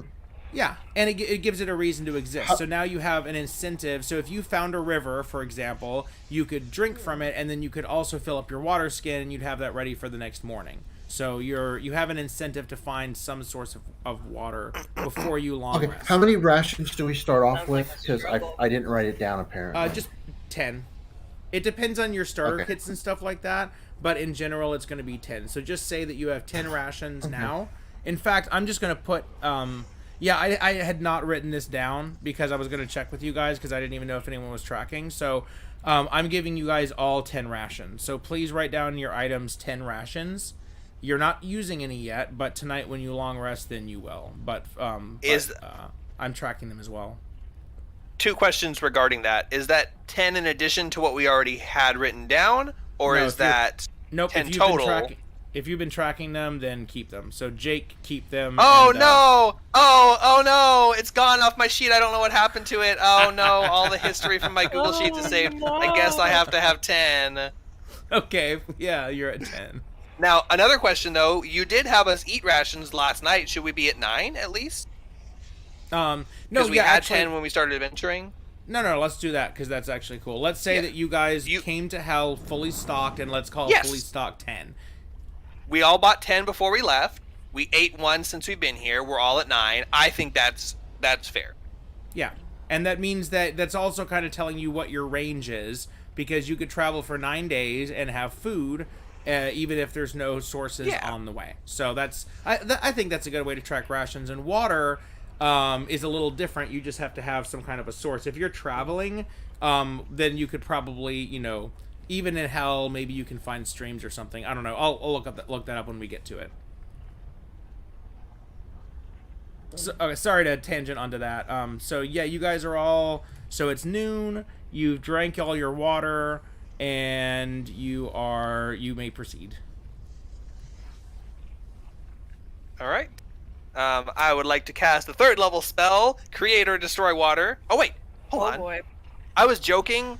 I'm not actually casting that, but I just realized for some reason I have Create or Destroy Water and Create Food and Water. I don't know why I have both. I think the create food and water is for food, but I can create or destroy water. I'm not wasting a spell slot on it. I'll do it before we rest if I need to. Yeah. Yeah, when you know that you don't need them. Yeah. Yeah, you can do like Zach with his heals. Try to save it, and then if you need it, then oh well. Yeah. But like, Okay. yeah. Anyway. All right. Another real quick question. Sorry, because I had Yeah, to yeah. disappear again. Okay, so I used my 2 heals. Have we actually done the short rest and I can recover those spell slots yet? Yep. Or have we not done that yet? Yep, that's Okay, done. good. So go Thank ahead. you. Sorry, this has been a rough night around the burns. No problem. So, thank You you. get it. You're good. Yeah, trust me, I understand.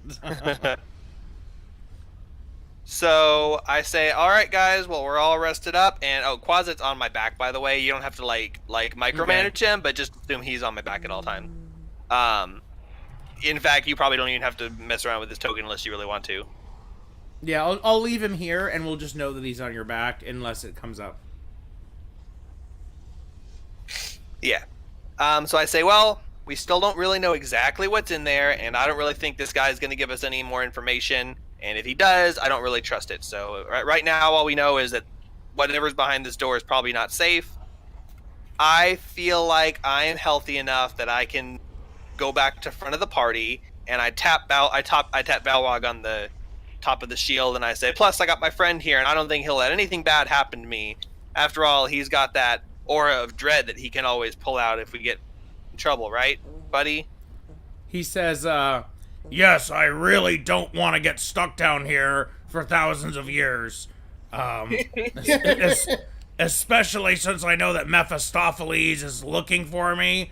I also don't want to get dragged into the labyrinth and end up being Baphomet's toilet paper. So yeah, I've got a pretty good incentive to get out of here. I'll keep you guys alive. By the way, when I'm not using the voice changer, he's just going to be Big E's voice. Oh, well, yeah. I like that. I think that's perfect. Yeah, I wanted Big E to be voice in the changer. game anyway. We got rid of the Big E magic lamp. Now it's just the Big E Balrog shield. Also, the Balrog That's right. voice is the filter plus my Big E voice. Oh, you do still do the voice. That's what I was thinking. Guys, don't forget we're here to save Big E. This is all about him. So I say, all right. Well, we don't really know what's behind the door number 1, but I will gladly go first. So if everyone would like to come down here and file in as you would, I'll stand here at the door and open it up and be the first one to see whatever's behind it. But everyone, please file in behind me. And keep in mind that AoEs might blast and hit all of us. So however you want to position is fine with me. What makes you think there's going to be an AoE? Just because I was reading about AoEs and looking up Jeremy Crawford threads. Okay, you open the door, and you see... Wait. Are we not supposed to move up again with him? Because I thought that's what he said. Yeah, he said Move up and... wherever you see when the door gets open. Okay, and bang. Okay, so you open the door, and as you open it, you can see a platform. The stone platform extends to a short railing, and there is a pool of water on the other side of the railing, kind of like a reflecting pool. And against the far wall, you see some kind of the wall seems to be moving, and with some kind of a purplish kind of an energy. You'll have to step further in the room to be able to see more. But you already hear voices. And it sounds like two humans arguing. And one of them sounds saintly and solemn, and the other one's voice resonates with a cruel hissing. And it also kind of sounds like there's some like movement. You hear like splashing and kind of like a scuffle, not like a full on like battle, but kind of like a scuffle. First, I'd just like to say, NPCs, make sure everyone's positioning them as you would like. I noticed the Tressum is still all the way back there, and Tarnalak hasn't moved Thank you. I yet. forgot about that. Here, I'll move Tarnalak up for you. And the other NPCs are He basically killed where I would like demons. them to be. Tarnalak killed Um, demons. I motion for Tarnalak to move back a little bit further Oh, and he's shush him sorry. with my finger. Me just really excited to kill demons. That's some creepy ASMR. Holy shit! ASMR. The fuck? I got a Yeti mic. I turn back to my party with the door just like halfway open, and I'm whispering so nothing on the other side can really hear me. And I ask them in character, but also am asking them in person. I'm just gonna ask them.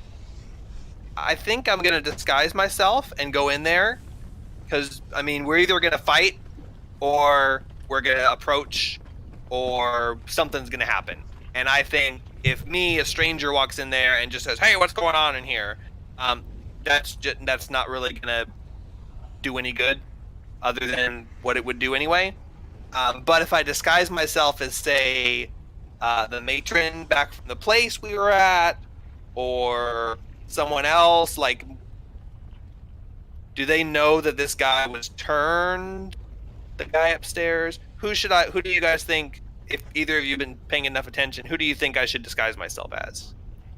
Unfortunately, I have not been able to pay enough attention to make a good decision. Sorry. Any ideas? Me? I don't know. I really don't know.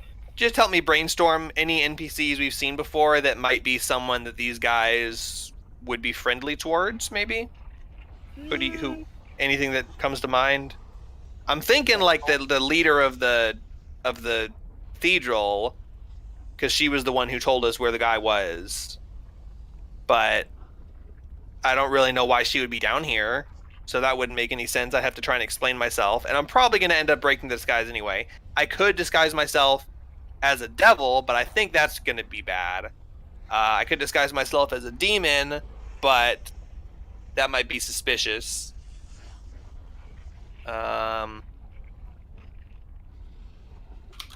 This is kind of where I'm looking and thinking.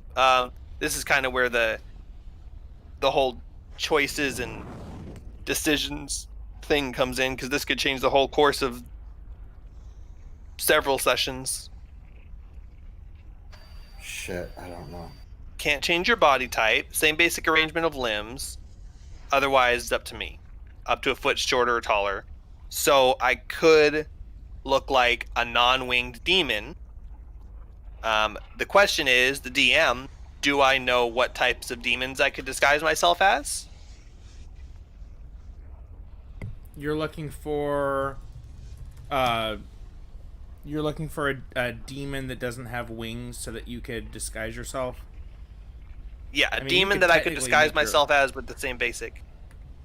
You could just I mean, it could be I am demon minor without illusion. wings. Disguise self is a little bit bigger than minor illusion. Yeah, but if I'm just doing wings, it could be little baby wings. yeah, I guess so. I don't want to go Google demons and scroll through them and try to find one. I can, and I can just go off their pictures, but I also don't want to go, I become Okay, this demon because I know all about them. So, Okay, so let me give you a couple. So there's Barlgura, and they're basically gorillas. There's a Bulazau, which looks like the Baphomet statue. They have a tail but no wings, I'm pretty sure. Wings. Dretches don't have wings. They look like little monkey things. hmm.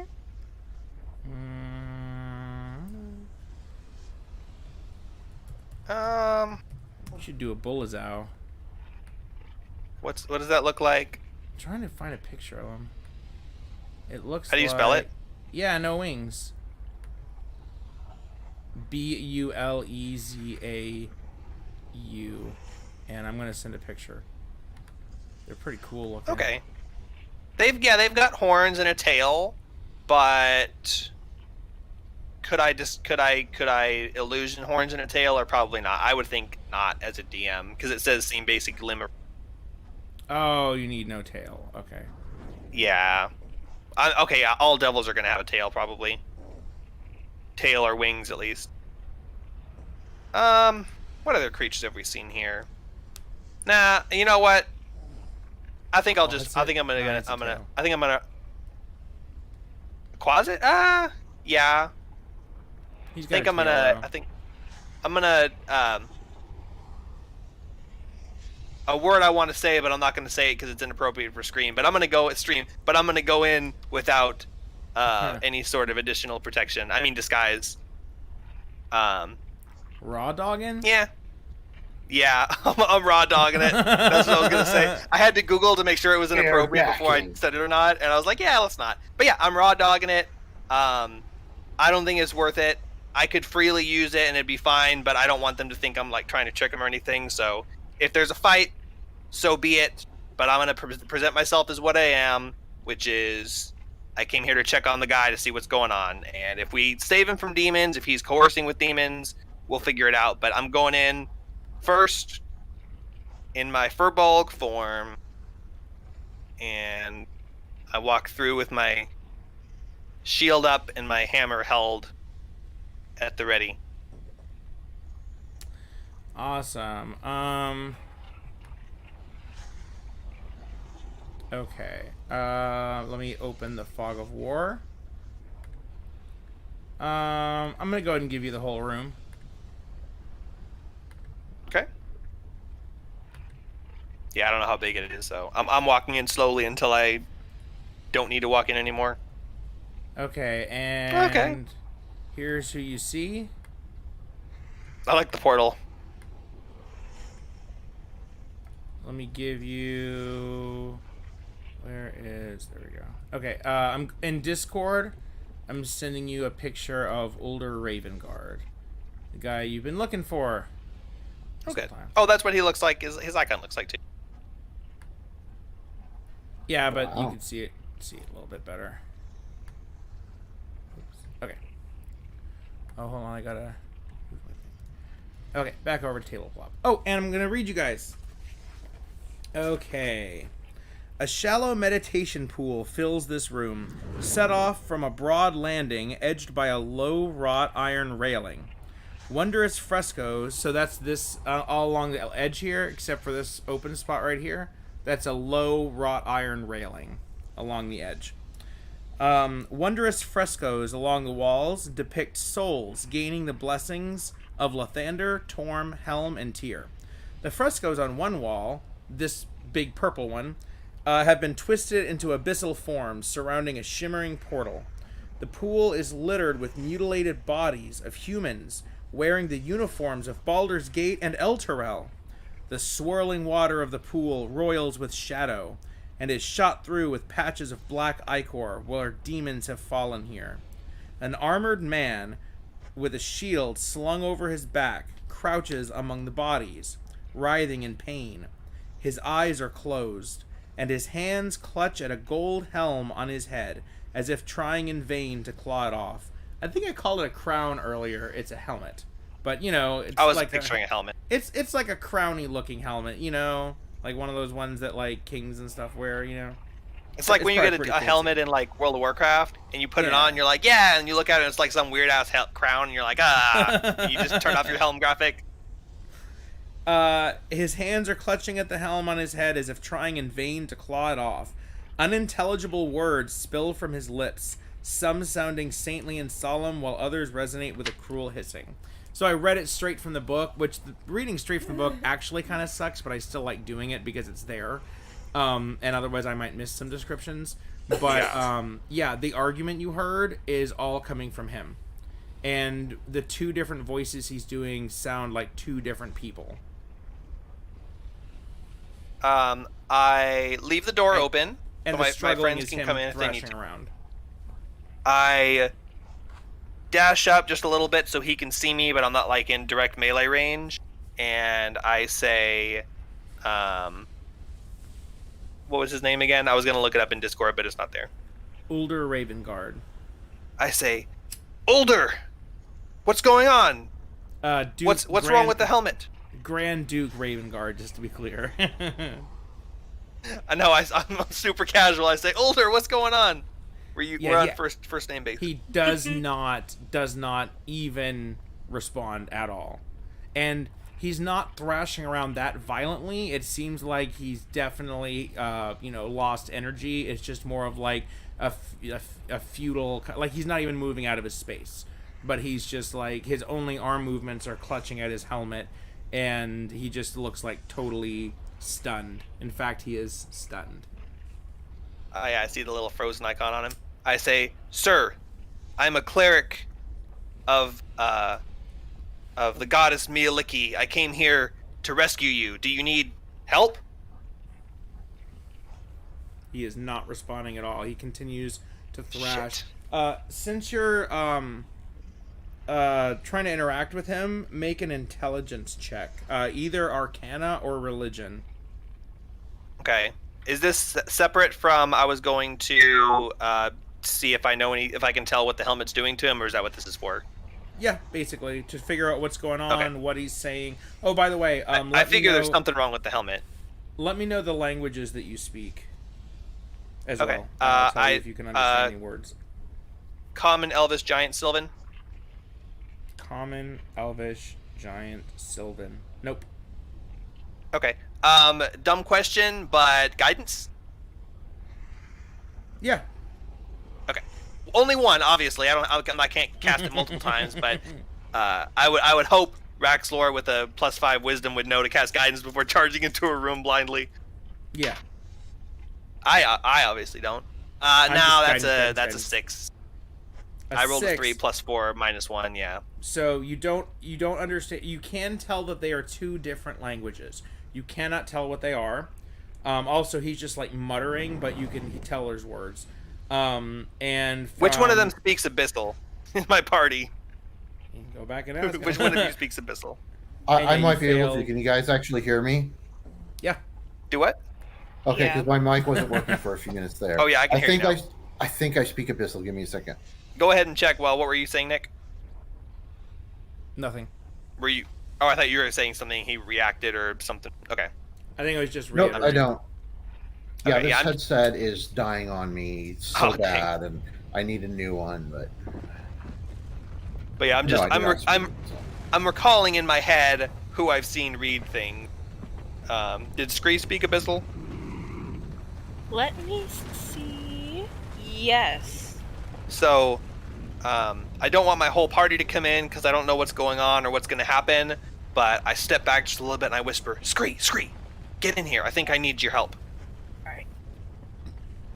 And I whisper because I don't want him to overhear it. And I say, "He's not responding, and it seems like he's arguing with himself, but I don't know what's going on. And that helmet kind of looks like it's doing something to him, but it doesn't look like anything I've ever seen before. Can you tell what he's saying?"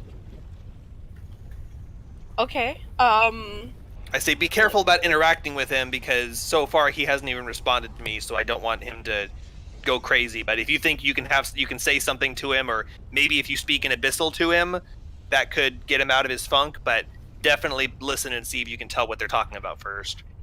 Alright. Before I speak, I wanna just listen. And I cast guidance on you. Thank you. Okay, so make a intelligence check, either Arcana or Religion. So pick whichever one is higher. And also tell me Okay. all the languages that you speak. I speak Infernal, Abyssal, Common, and Thieves' Cant. Okay. Thieves can't then- what? I was gonna say that. I was like, no. Sorry.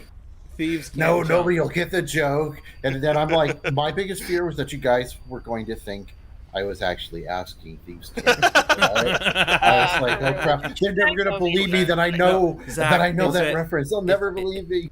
It's a skill in the player's handbook. It's a secret language that only thieves can speak. But I know that, sure. But I did, It's the least useful class ability in the entire really game, is. It really except for is, though. Druidic. Yes. Except I for know. the Druid language. And so many things I can't remember about this game or life or what I did today. But that is one that I The one remember thing. because I saw the joke one time, like 6 years ago, and it had me laughing so hard. All right, so Scree got an 18. Now, Now, I'm not pressuring you to use it because it could be used at any other point. But if you get a 2 on the guidance, you could get a 20, and that might need a 20 to figure out what it is. Do you want to risk the guidance 50-50? I guess it's yes. yeah. That's a +4, I just so lost the 50-50. 22 I'm gonna religion. lose the 50-50, just like on Genshin Impact every single day. Anyways, okay. Well, whatever you rolled +4. Awesome. So you have a 22 religion check. So you can tell one of the languages definitely is Abyssal. The one that sounds all evil, obviously.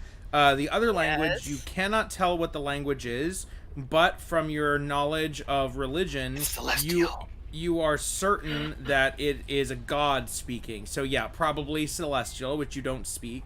So you don't know what that voice is saying, but based on the fact that this is the Helmet of Torm, and the fact that Older Ravengard is wearing it, and the fact that you can understand the Abyssal and what the Abyssal is saying, which, sorry, I don't have any actual cool words to tell you that it's saying, but you can tell that it is the Demon Lord Baphomet speaking. Ooh. So the fact that it's a Helmet of Torm, which is used to speak to Torm, you're guessing the god is Torm. So you are hearing the god Torm and the Demon Lord Baphomet engaged in a battle for the mind, will, and soul of the Grand Duke of Baldur's Gate. So, that's all. Nothing major. With your religion... Continuing knowledge with your religion check, because 22 is really, really high. You remember that Faria Jinx, the person that you met, who told you about Older Ravengard, she went on and on and on about how she's a master of possession. It was Zach. Oh, what? Zach disconnected. Oh, okay, I'll recap when he comes back. That she is actually an expert on possession, and that seems exactly what's going on. It seems like Ulder Ravengard was attempting to use the Helmet of Torm to contact the god Torm, but that Baphomet used the corrupted energy to intercept, and now he and Torm are battling for the mind of Ulder Ravengard. And you don't know how to help him, but you do remember that Faria Jinx probably would know, because this looks like her wheelhouse of possession. But it does not look like Ulder is going to be able to be convinced to go with you, so I guess whoever's got the widest shoulder, because this is like a large man in heavy armor. Oh boy. I asked Scree, do you relay any of that to me? I relay everything to you. Okay. I ask Scree if he thinks that a dispel magic spell would do anything to help remove the helmet and stop the possession.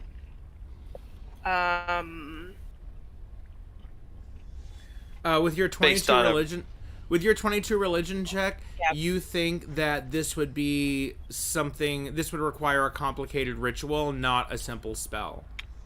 That's what I thought. Not something you could pull off here. Yeah, I'm sorry, Raxlor, but I mean, Raxlor is big enough and strong enough to carry a full-grown man over, fireman carry or whatever. So. The helmet's on his head, right? Yes. What would happen if we cut off his head?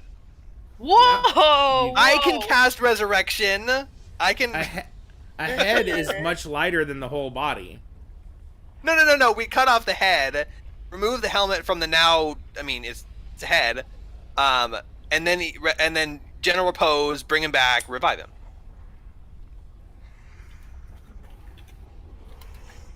I'm joking mostly, but also you have an augury scroll. You could use your augury scroll if you want to hear me say "whoa" with an ASMR up to the mic. Whoa, wheel or woe, I sliced off the head of the guy we're coming down to save while he's in a battle for his mind with a god and a demon lord. Wheel or woe. What if I give him a filter of love? Will that magic counteract will that counteract the magic? Hold on, let me read Filter of Love. The next time you see a creature within 10 minutes after drinking this filter, you become charmed by that creature. But you said he's not in control of his body, so.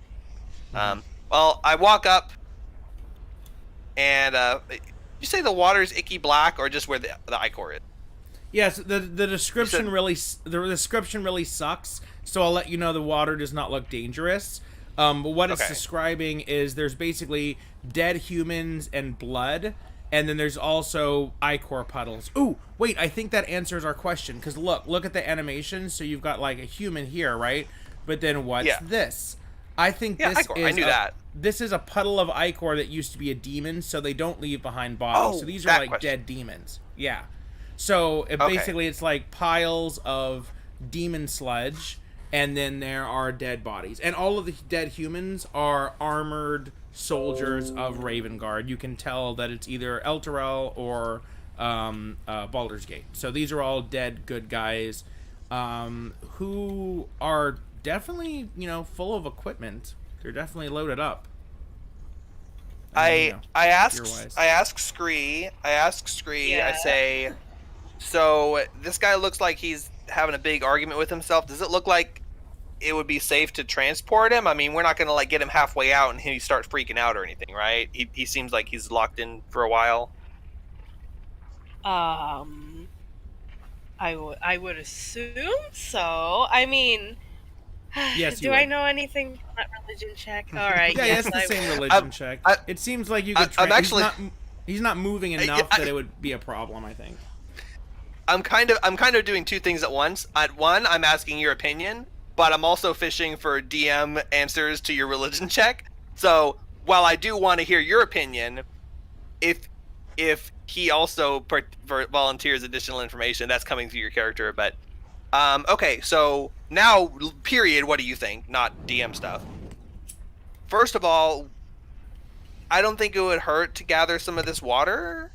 When we get back to the church, when we get back to the church, we've got clean water. But I mean, what if we fall off the island before then? And I'd rather be drinking poisoned water than no water. So I think we should all fill up our water skins. Worst case, I can purify it later. I don't want to be here when anything comes out of this portal, and I'm not going in the portal. So I think we came for him, grab him, and let's go. But I'll fill up the water skins and everyone else. And I'm talking to Scree right now, but this information will be passed on once we decide. I think we need to search these bodies and take anything of value, because it's not real often that we're going to come across people who have usable equipment on them. I would like to search them for full plate armor, but I don't think that's going to be a thing. It's probably going to be rusted and disgusting. But based on your knowledge of survival and nature, I'm looking at this water, and I think it looks okay. But what do you think? I want to make a check. Can we both invest? Can we both inspect the water at the same time, and then give one advantage for the survival or something? Can I inspect it too? Well, what I'm getting at is we all can have a different role in here. We need to search the bodies. We need to check the water. Okay. We don't need to all just do the same thing. But because me and Scree are both survivalists, I'm kind of like just role playing that we're, talking to each other. Like in my, you can certainly come in here though. I whisper at the rest of the party. I say, hey guys, so we go ahead and come on in, but everyone else just kind of stay back and keep watch. I don't think you all need to see what's going on in here, but so we come in. I brief you on what's going on. I say, me and Scree are going to check out this water and see if it's safe to drink. If you want to search these bodies and look for any valuables, I think that would be your domain. But Scree, come and check this water with me. See if it looks like water I've seen. When an animal dies upstream and it kind of taints the water downstream, but I can usually tell if water has been fouled. So, DM, then how would you like us to resolve that?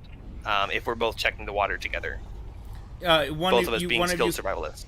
One of you can give advantage, so roll with advantage. Okay, so only one person needs to roll, but with advantage. Yeah. Okay. I think we both have +7. What's yours? What's your survival? Nice. On Scree. Aha! Tressums are tiny. Oh, I'm resizing the tressum. Oh, Sweet. Scree rolled. So you roll with advantage. I was asking what your survival modifier was because mine is +7. So it would have been better for me to do it, but yeah, go ahead. But you roll it again just in case you get higher than that. I don't think we're gonna need super high to tell if it's poisoned right away. But do a second one because you have advantage.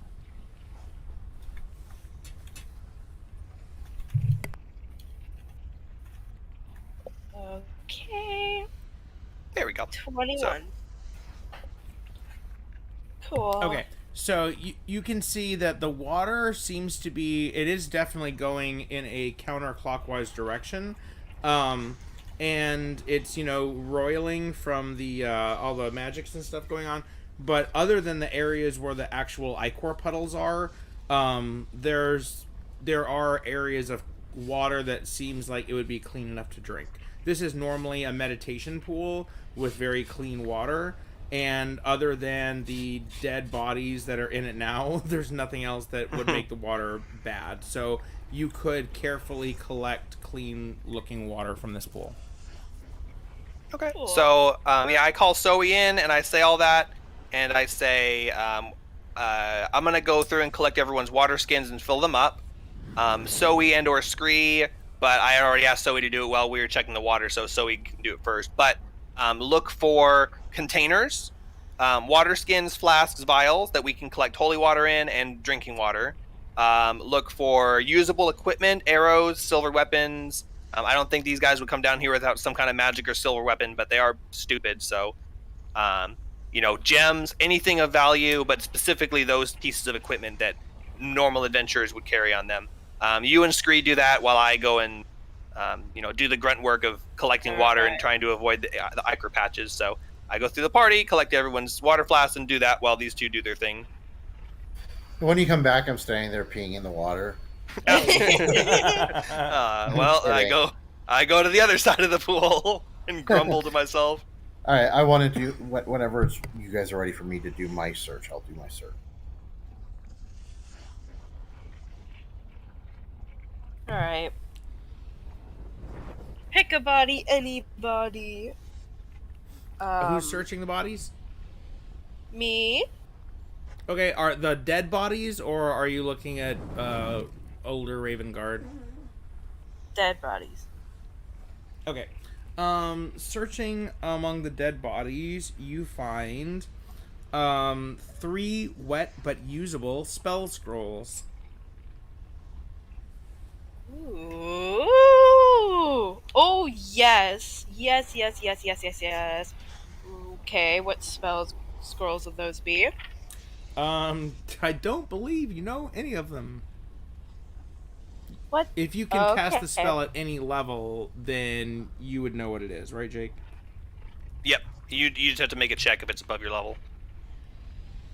Oh, Cool. you make a check if it's above Sorry, your level? you have to make a check to cast it if it's above your level. Otherwise, I think you can just cast it. I'll look that up, but yeah, you don't know what they are if they're not on your spell list. Period. Nope, you don't know what any of them are. Yeah, But you only find if it's 3 higher spell level than slots. you can cast. Otherwise you just cast it normally. Oh, okay. One of them, actually, you can tell because of your 1 level of Bard. It's a higher level Bard Yes. spell, so you could not cast it, but it's the spell Tongues, which allows you to understand any spoken language. Okay. I mean, Wait a minute. well, I mean, I guess it's a Bard spell, but it's a higher level spell, so you'd have a chance to fail casting it. Huh. All right, and All right, what I are wrote you? those And down. Zach, were you searching the bodies as well, or were you looking at older Raven Guard? I was going to search the bodies as well and look for anything of value or use, but especially. Okay, Like yeah. If things you're with cold searching water. 2, then you get how about you get the 2 spell scrolls that you guys can't tell what it is, and so Scree gets Okay. tongues, and then you get 2 unknown ones. Oh, so he also doesn't know what they are with Bard and Warlock? With he's Bard and Warlock. Wait. What is? Yeah, we have 2 bards, Scree, right? Scree doesn't know any of them. Oh, Scree's I forgot. Ranger and Rogue. Yeah, Scree's Yeah. ranger and rogue. I was so like, not we have very many two spells bards? there. Sorry, I'm getting confused. There's so many bards. Bards are cool. Okay. So we only Look how I knows went so combos. far out there to try and pick something that I've never even come close to playing before, and then when it comes time to multi-class bard. Okay, Okay, so sorry, I'm actually done. just vice versa. So Zoe, you have a scroll of the spell Tongues. It is a higher level spell, but you can cast it because of your one level as bard. But you'd have to roll a check. Scree, you have 2 unknown scrolls. You do not recognize them. Okay. Cool.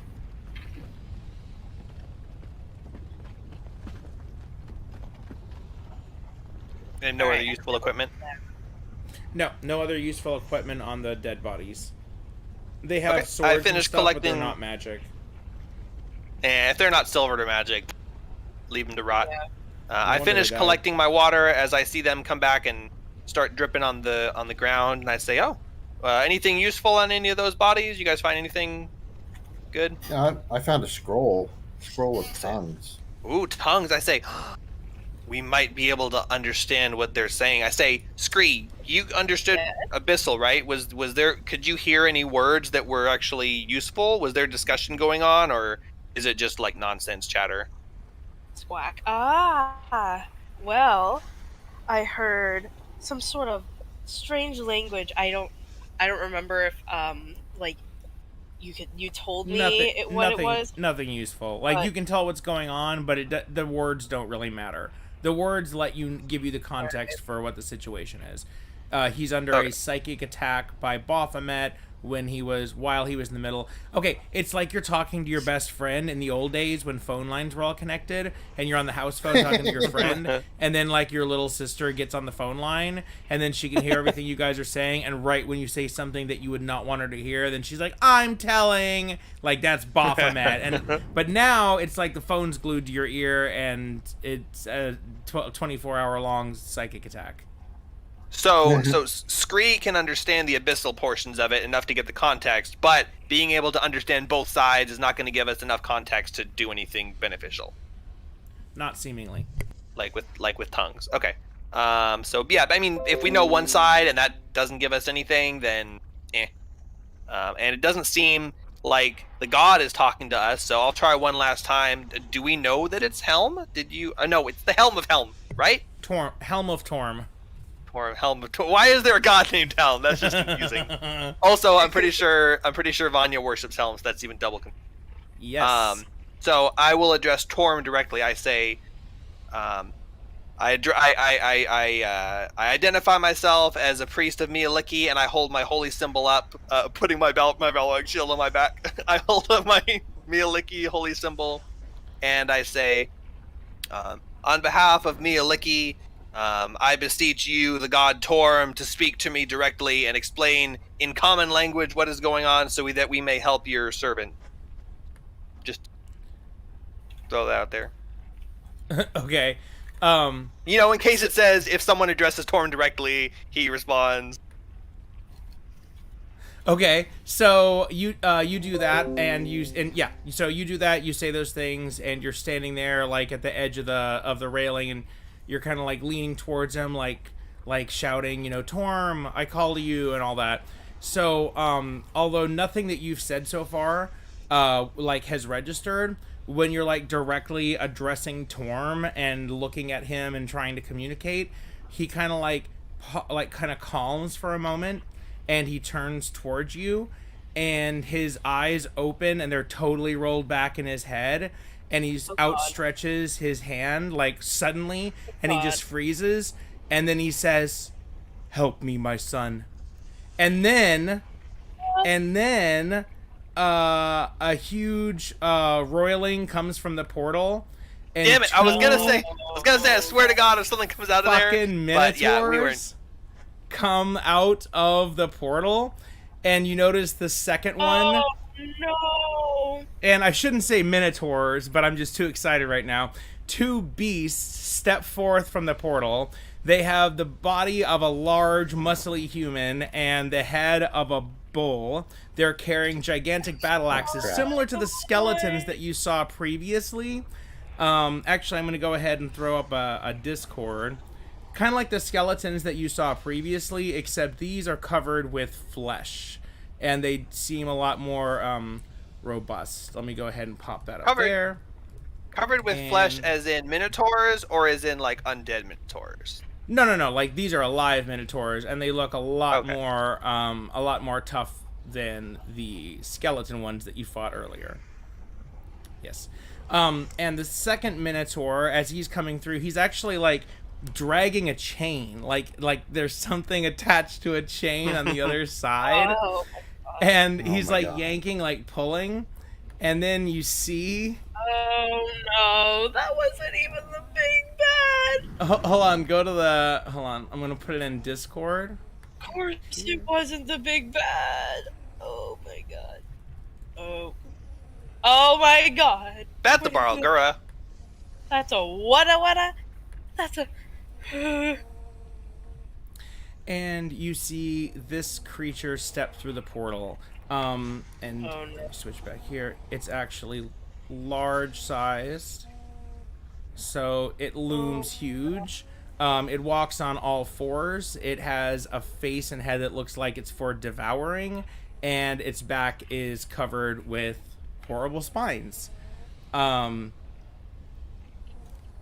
Everybody roll initiative. Now, do we continue this fight and end it halfway through, or do we stop here and come back to this fight where we see we could have taken this guy out at any time, but I didn't want to like touch him and then shit happens. Also, if we started grabbing him, let's be honest, let's metagame just a little bit. If I walked up and grabbed him, those things are coming out of the portal anyway, so we're really not in a bad position. The things are coming out of the portal. No matter what, the things are coming out of the portal.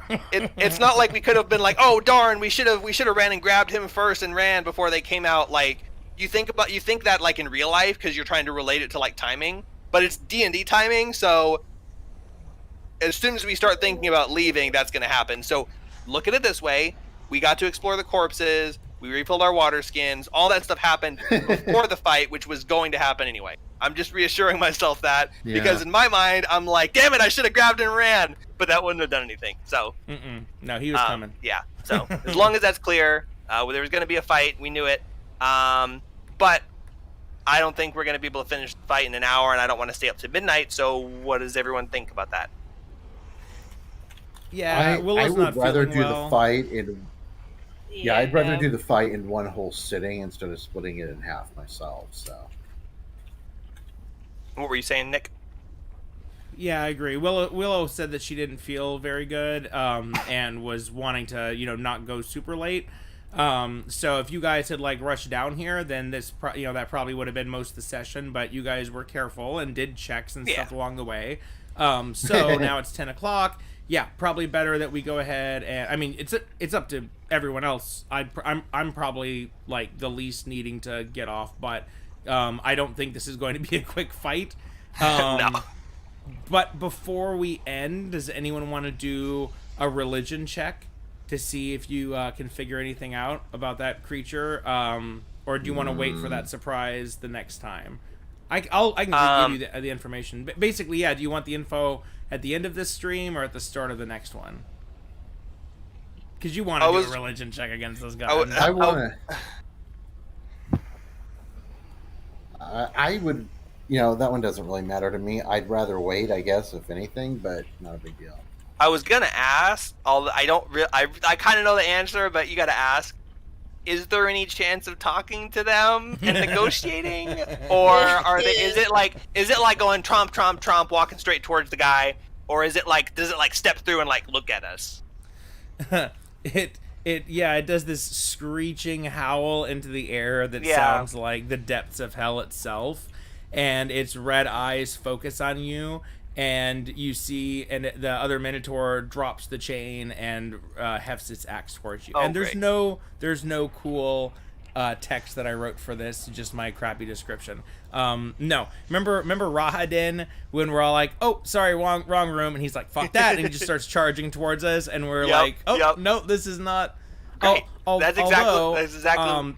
this does not look like a necessarily run and flee situation. You're getting more like a yellow con, but we're a little bit stronger than you guys were in up. Strahd.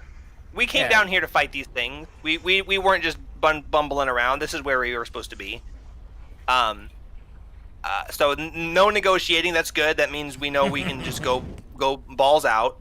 I think that because we're going to have 2 weeks to think about what to do, I think it would be good to have as much information as possible, because if we come in like having a plan and then we find out, oh, this spell doesn't work, oh, it's going to do this, then we're going to be, all of our plans will be screwed. So I think it would be good for someone to make a check to see what we're fighting and what it is. And I will record all the information we get so that we don't go, oh, what was our check last time? And then we roll a 2. So who would like to do the honors of making the religion check? I have a -1. I have a So I'm not +2. I have a +4. Ooh, damn! How come you? There How you go. come I always roll the religion checks? Yeah. Anyways, let's go. All right. You want to know the vulnerabilities and the resistances. That's the real Definitely good those. number. Oh no! A what? A 10. A 10? That's not bad. You are not sure if there's a religion or not. You can do No, it that's with like- advantage, because you can do like a help action like with advantage, right? Yeah. So we knows too. So he's helping out. Yeah. So roll Scree's again. thinking give out yourself loud. advantage. But that's it. Scree's thinking out loud. Zoe's like, oh, actually, I think I've seen this before, and mentions a couple things, and that makes Scree, it makes it ring a Exactly. bell, and he goes, Yeah. oh my gosh, yes. And with the roll, the second roll is the anticipation. I'm on the edge of my seat, literally. Hold on. It'd be so good if you guys had 2 weeks to plan with resistances and such. 15. 15. Okay, 15. I'm looking for resistances, movement speed, and any special abilities like it grabs you and instantly kills you. That's all. Oh, You know, I don't God. think just the that's going to basics. be that's not going to be a special ability. It's just how much stronger than us it is. It's gonna happen. Some creatures have abilities like that, Okay. like so, that guy you guys fought in the basement. Oh God. Okay, so so I'll give you 15 is pretty good. So I'm not going to give you the stat block, but I'm going to tell you focusing on vulnerabilities and resistances, and then plus less detail at other levels. But I'm just going to throw out there that it has a 20 wisdom. So yeah, it's got a 20 wisdom. I don't even know what that means. Its intelligence is only 5, so it's kind of bestial. But 20 It's 20 very wisdom is perceptive. yeah, it's not intelligent because it's not all like talking and reading. It's more like an animal. It can understand language a little bit, but it can't speak. But it is incredibly wise, which means it knows how to hunt, it knows how to plan, it knows combat strategy. It is not and in fact it's strong and everything too. Its speed is faster than you. Definitely, it can outrun you. It does have standard elemental resistance. Resistance. Okay. Yes, and non-magical weapon resistance. So, which you would know, so that's pretty standard. So, not really anything special. Oh, it's immune to being frightened, but I'm pretty sure you could figure that out just by looking at it. Creature type? Creature type is fiend, but not demon or devil. So it's kind of like what do you remember about howlers? And this goes into, because you asked about abilities.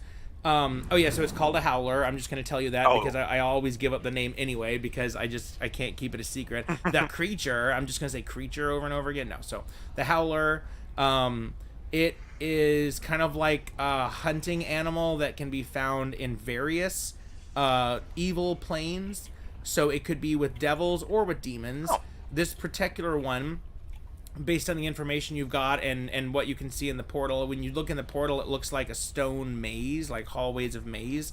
So you know this leads to layer 600 of the Abyss, which is the labyrinth, and which is ruled by the god Baphomet. He's the... That explains the Minotaurs. Yeah, the beast god of, Minotaurs and shit like that. And so that's one of many planes that Howlers roam. So that kind of explains the chains. So this guy's kind of like a trained attack dog / eat the enemy sort of a thing. The really cool thing about Howlers, well, not cool for you, but cool for the demons that command them, is they have a mind-breaking howl, which has a long recharge, but you don't want to get caught in it. And it has an area of effect. And it's the reason why I was looking up area of effect rules. So consider your positioning whenever the initiative order begins.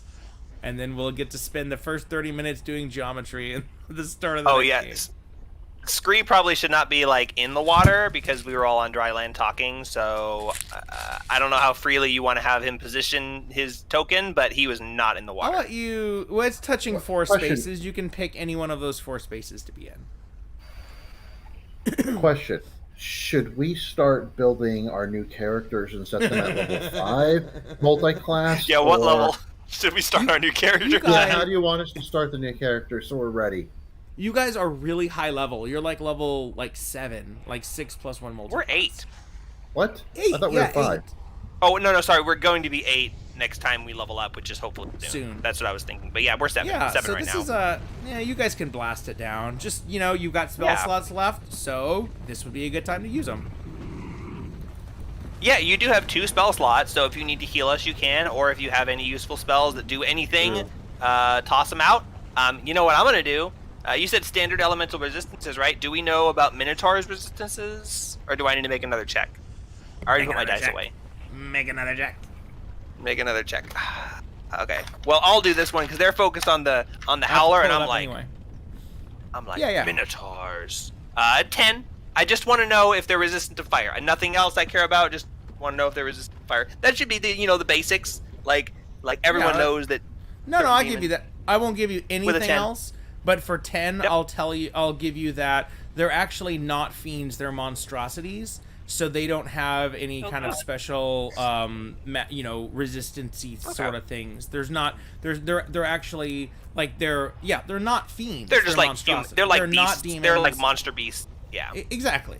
I mean, they're still infernal, but they're not actually like a religious. In fact, I think you do like an Arcana check on them. Even instead of religion. I didn't even. All of mine are -1. But I mean, they came from the Abyss, so I mean, it's still really it overlaps with the religion. Yeah. So actually, these guys, wow, magic weapons? No. I'll give you that too. They don't have the magic weapon thing. These guys are neutral. They're just bruisers. I mean, yeah, exactly. They're tough bruisers. I mean, their abilities are nothing to f around with. You'll get to find those out. But it's not like magic or stuff. Wu-Tang? Yeah. Minotaur clan ain't nothing to something with. We will. And as Ravenguard was reaching out to you in a creepy horror movie way right before all the monsters burst forth, you were able to see that the sword gleaming on his hip radiates magical aura. So it does seem like a magical sword. Which you guys, I think, are kind of light on magic weapons. So if anyone we've all got a magic weapon. It's a magical long sword. And he's not necessarily using it right now. A melee weapon. I think Scree can wield a long sword. Rhea does not have a magic weapon. She can use a long sword. True. And I mean, you have to necessarily keep it. I mean, I'm sure he'd like it back, assuming that you save his life and get him unpossessed. Yeah, but he's not using it right now. That's for sure. And I would let you draw the sword from his sheath in one as an action that you interact with object. I grab his sheath and yank. Wrong sheath. Yeah, no. Wrong sheath. He's got it piece tied. Okay. I grabbed the knot and wait, no. Okay. Anyway. Wait, we have to find out, is it a Sabbath or not before we mess around with those knots. Oh my god, neither of you got that joke, did you? Nope, I'm not sure if I want to. I'm not expecting Israel, the scribes and Pharisees and whatnot became so anal about rules instead of principles. They had something like 72 different knots you could tie, and like 50 of them you weren't allowed to tie on the Sabbath because they were slightly too much work. The other ones were okay. So sorry. That's the knot joke I was making. There wasn't anything other subtext there. That was it. So we'll leave before you end the stream, or unless anyone else has anything to say. My strategy, 3 words: wall of fire. Balrog coming to the rescue. Is it Valrog's time to shine? Look at that perfect line. If I go first, wall of fire right there. Yes. But probably not. I'm going to get like a 2 initiative, and they're going to charge forward and start biting us. But we'll see how that goes. But you guys all I've asked all the questions I need. Oh yeah, what's the initiative on these guys? Ooh, plus 12. I was gonna say better than me. Okay, well I'm gonna end the live stream then. So thanks everyone, and that was really fun. And now, next time you can blast down the monsters, and hopefully you survive, and then you get to save Ravengard. That'll be fun. Pet Howler? Did I hear Pet Howler? Okay, you have a Mesoloth, you have a Quasit, you have a Tressum. You can't just take one monster. Every dungeon you take a monster from. You're just chaining them up like Pokemon. Gotta catch them all. We lost our demon. I need something to replace what's his name? You know, if you like having demon NPCs and devil NPCs following you around as pets, you've got good news coming for this adventure, because let me just say hey, the Quasit is a slave, until which time we need to turn him over for a reward. And the devil thing with us, you forced that on us. He was like, here, take my friend. I'm like, okay, yeah, I guess so. No, really, we don't have any pets. Yeah, the Quasit doesn't really like you. And yeah, the Mesoloth might fight you later. You don't even know. Yeah. Oh yeah, remember, Tarnalak is there, and he hates demons. And even though none of these things are technically demons, they're definitely coming from a demonic portal, and they're servants of demons. So, and if Tarnalak, don't make it, he couldn't eat demons. Tarnalak is not he would not be the one eating between him and the Howler. Well, I mean, if we kill them, then he can feast on the bodies. He was asking to eat demons. Oh yeah, here's his demon enemies. He can kill the Minotaurs. That's probably like Wagyu beef. They're like cows, like literally. Oh, no, they're gonna be stringy and tough because they're all muscle. And they walk through mazes constantly. That's like all they do is walk. Oh, that brisket! Oh, imagine the brisket. You cook it long enough. Oh, there's so much connective tissue. Minotaur brisket. Wow. This is an idea. That's got to be like a D&D meal you can cook or something. I'm sure it is. You could cook a brisket and get like fake cow, or real like souvenir cow horns or something, and like stick it in the brisket, and then like a little battle axe next to it, and call it Minotaur. Why would you stick real? Awesome. You could use the battle axe to slice the brisket. Okay, that would be cool. But real cows have horns. We don't put horns on brisket. Okay. I think in this case we would need to put legs. The horns on. Yeah, there you go. Human leg. Oh, and a couple of hooves. We have to have both human meat and cow meat, otherwise it's not realistic. So who's volunteering? Human meat would be too difficult to source. It's Always Sunny in Philadelphia suggested that monkeys are nature's humans, and I'm sure we can get. Never mind. It's not technically cannibalism. You don't want to eat monkey. Trust me, you don't want to eat monkey. We don't need COVID-20. It's probably swimming in prions. There's a callback. Yeah. That's a callback. That's a callback. Yeah, they actually you do have a higher risk of getting a prion disease from eating monkeys than you are most other animals. It's not uncommon. So. Well, fortunately, you won't be eating monkeys. You'll be eating a howler and 2 minotaurs. Someone needs to Also, look all up the macaque prion species. all macaque species carry herpes B, and even though a baby monkey can be born without herpes B, it's a very short period of time where they contract it Okay, from their I'm relatives. taking my Herpes time. B. Bye, Herpes B Scree. is Bye, trans- Scree. No, but she has to be. He has Okay, to be so you're warned saying if about I'm the on dangers of Tinder and I get a macaque on my Tinder, I should swipe it away, swipe left or whatever, right? Yes, Like, definitely. Do not See, do not herpes hook B, up with the macaque. Macaque herpes B doesn't hurt I the think you'd be macaque more likely monkeys to very see much. macaque on Grinder. Yeah. No, okay. Herpes B doesn't hurt macaques very much, but it's deadly to humans. Oh yeah, it's it like does. It's like a 15% mortality rate, and there's nothing they can do. I've had herpes Oh, before, and God. macaque was fine. Yeah, not this type of herpes. I haven't still want a haven't baby ended the pet stream yet, FYI. Oh jeez, I thought So- you ended it before the whole monkey monkey. conversation. Well, at first it was funny, so I was just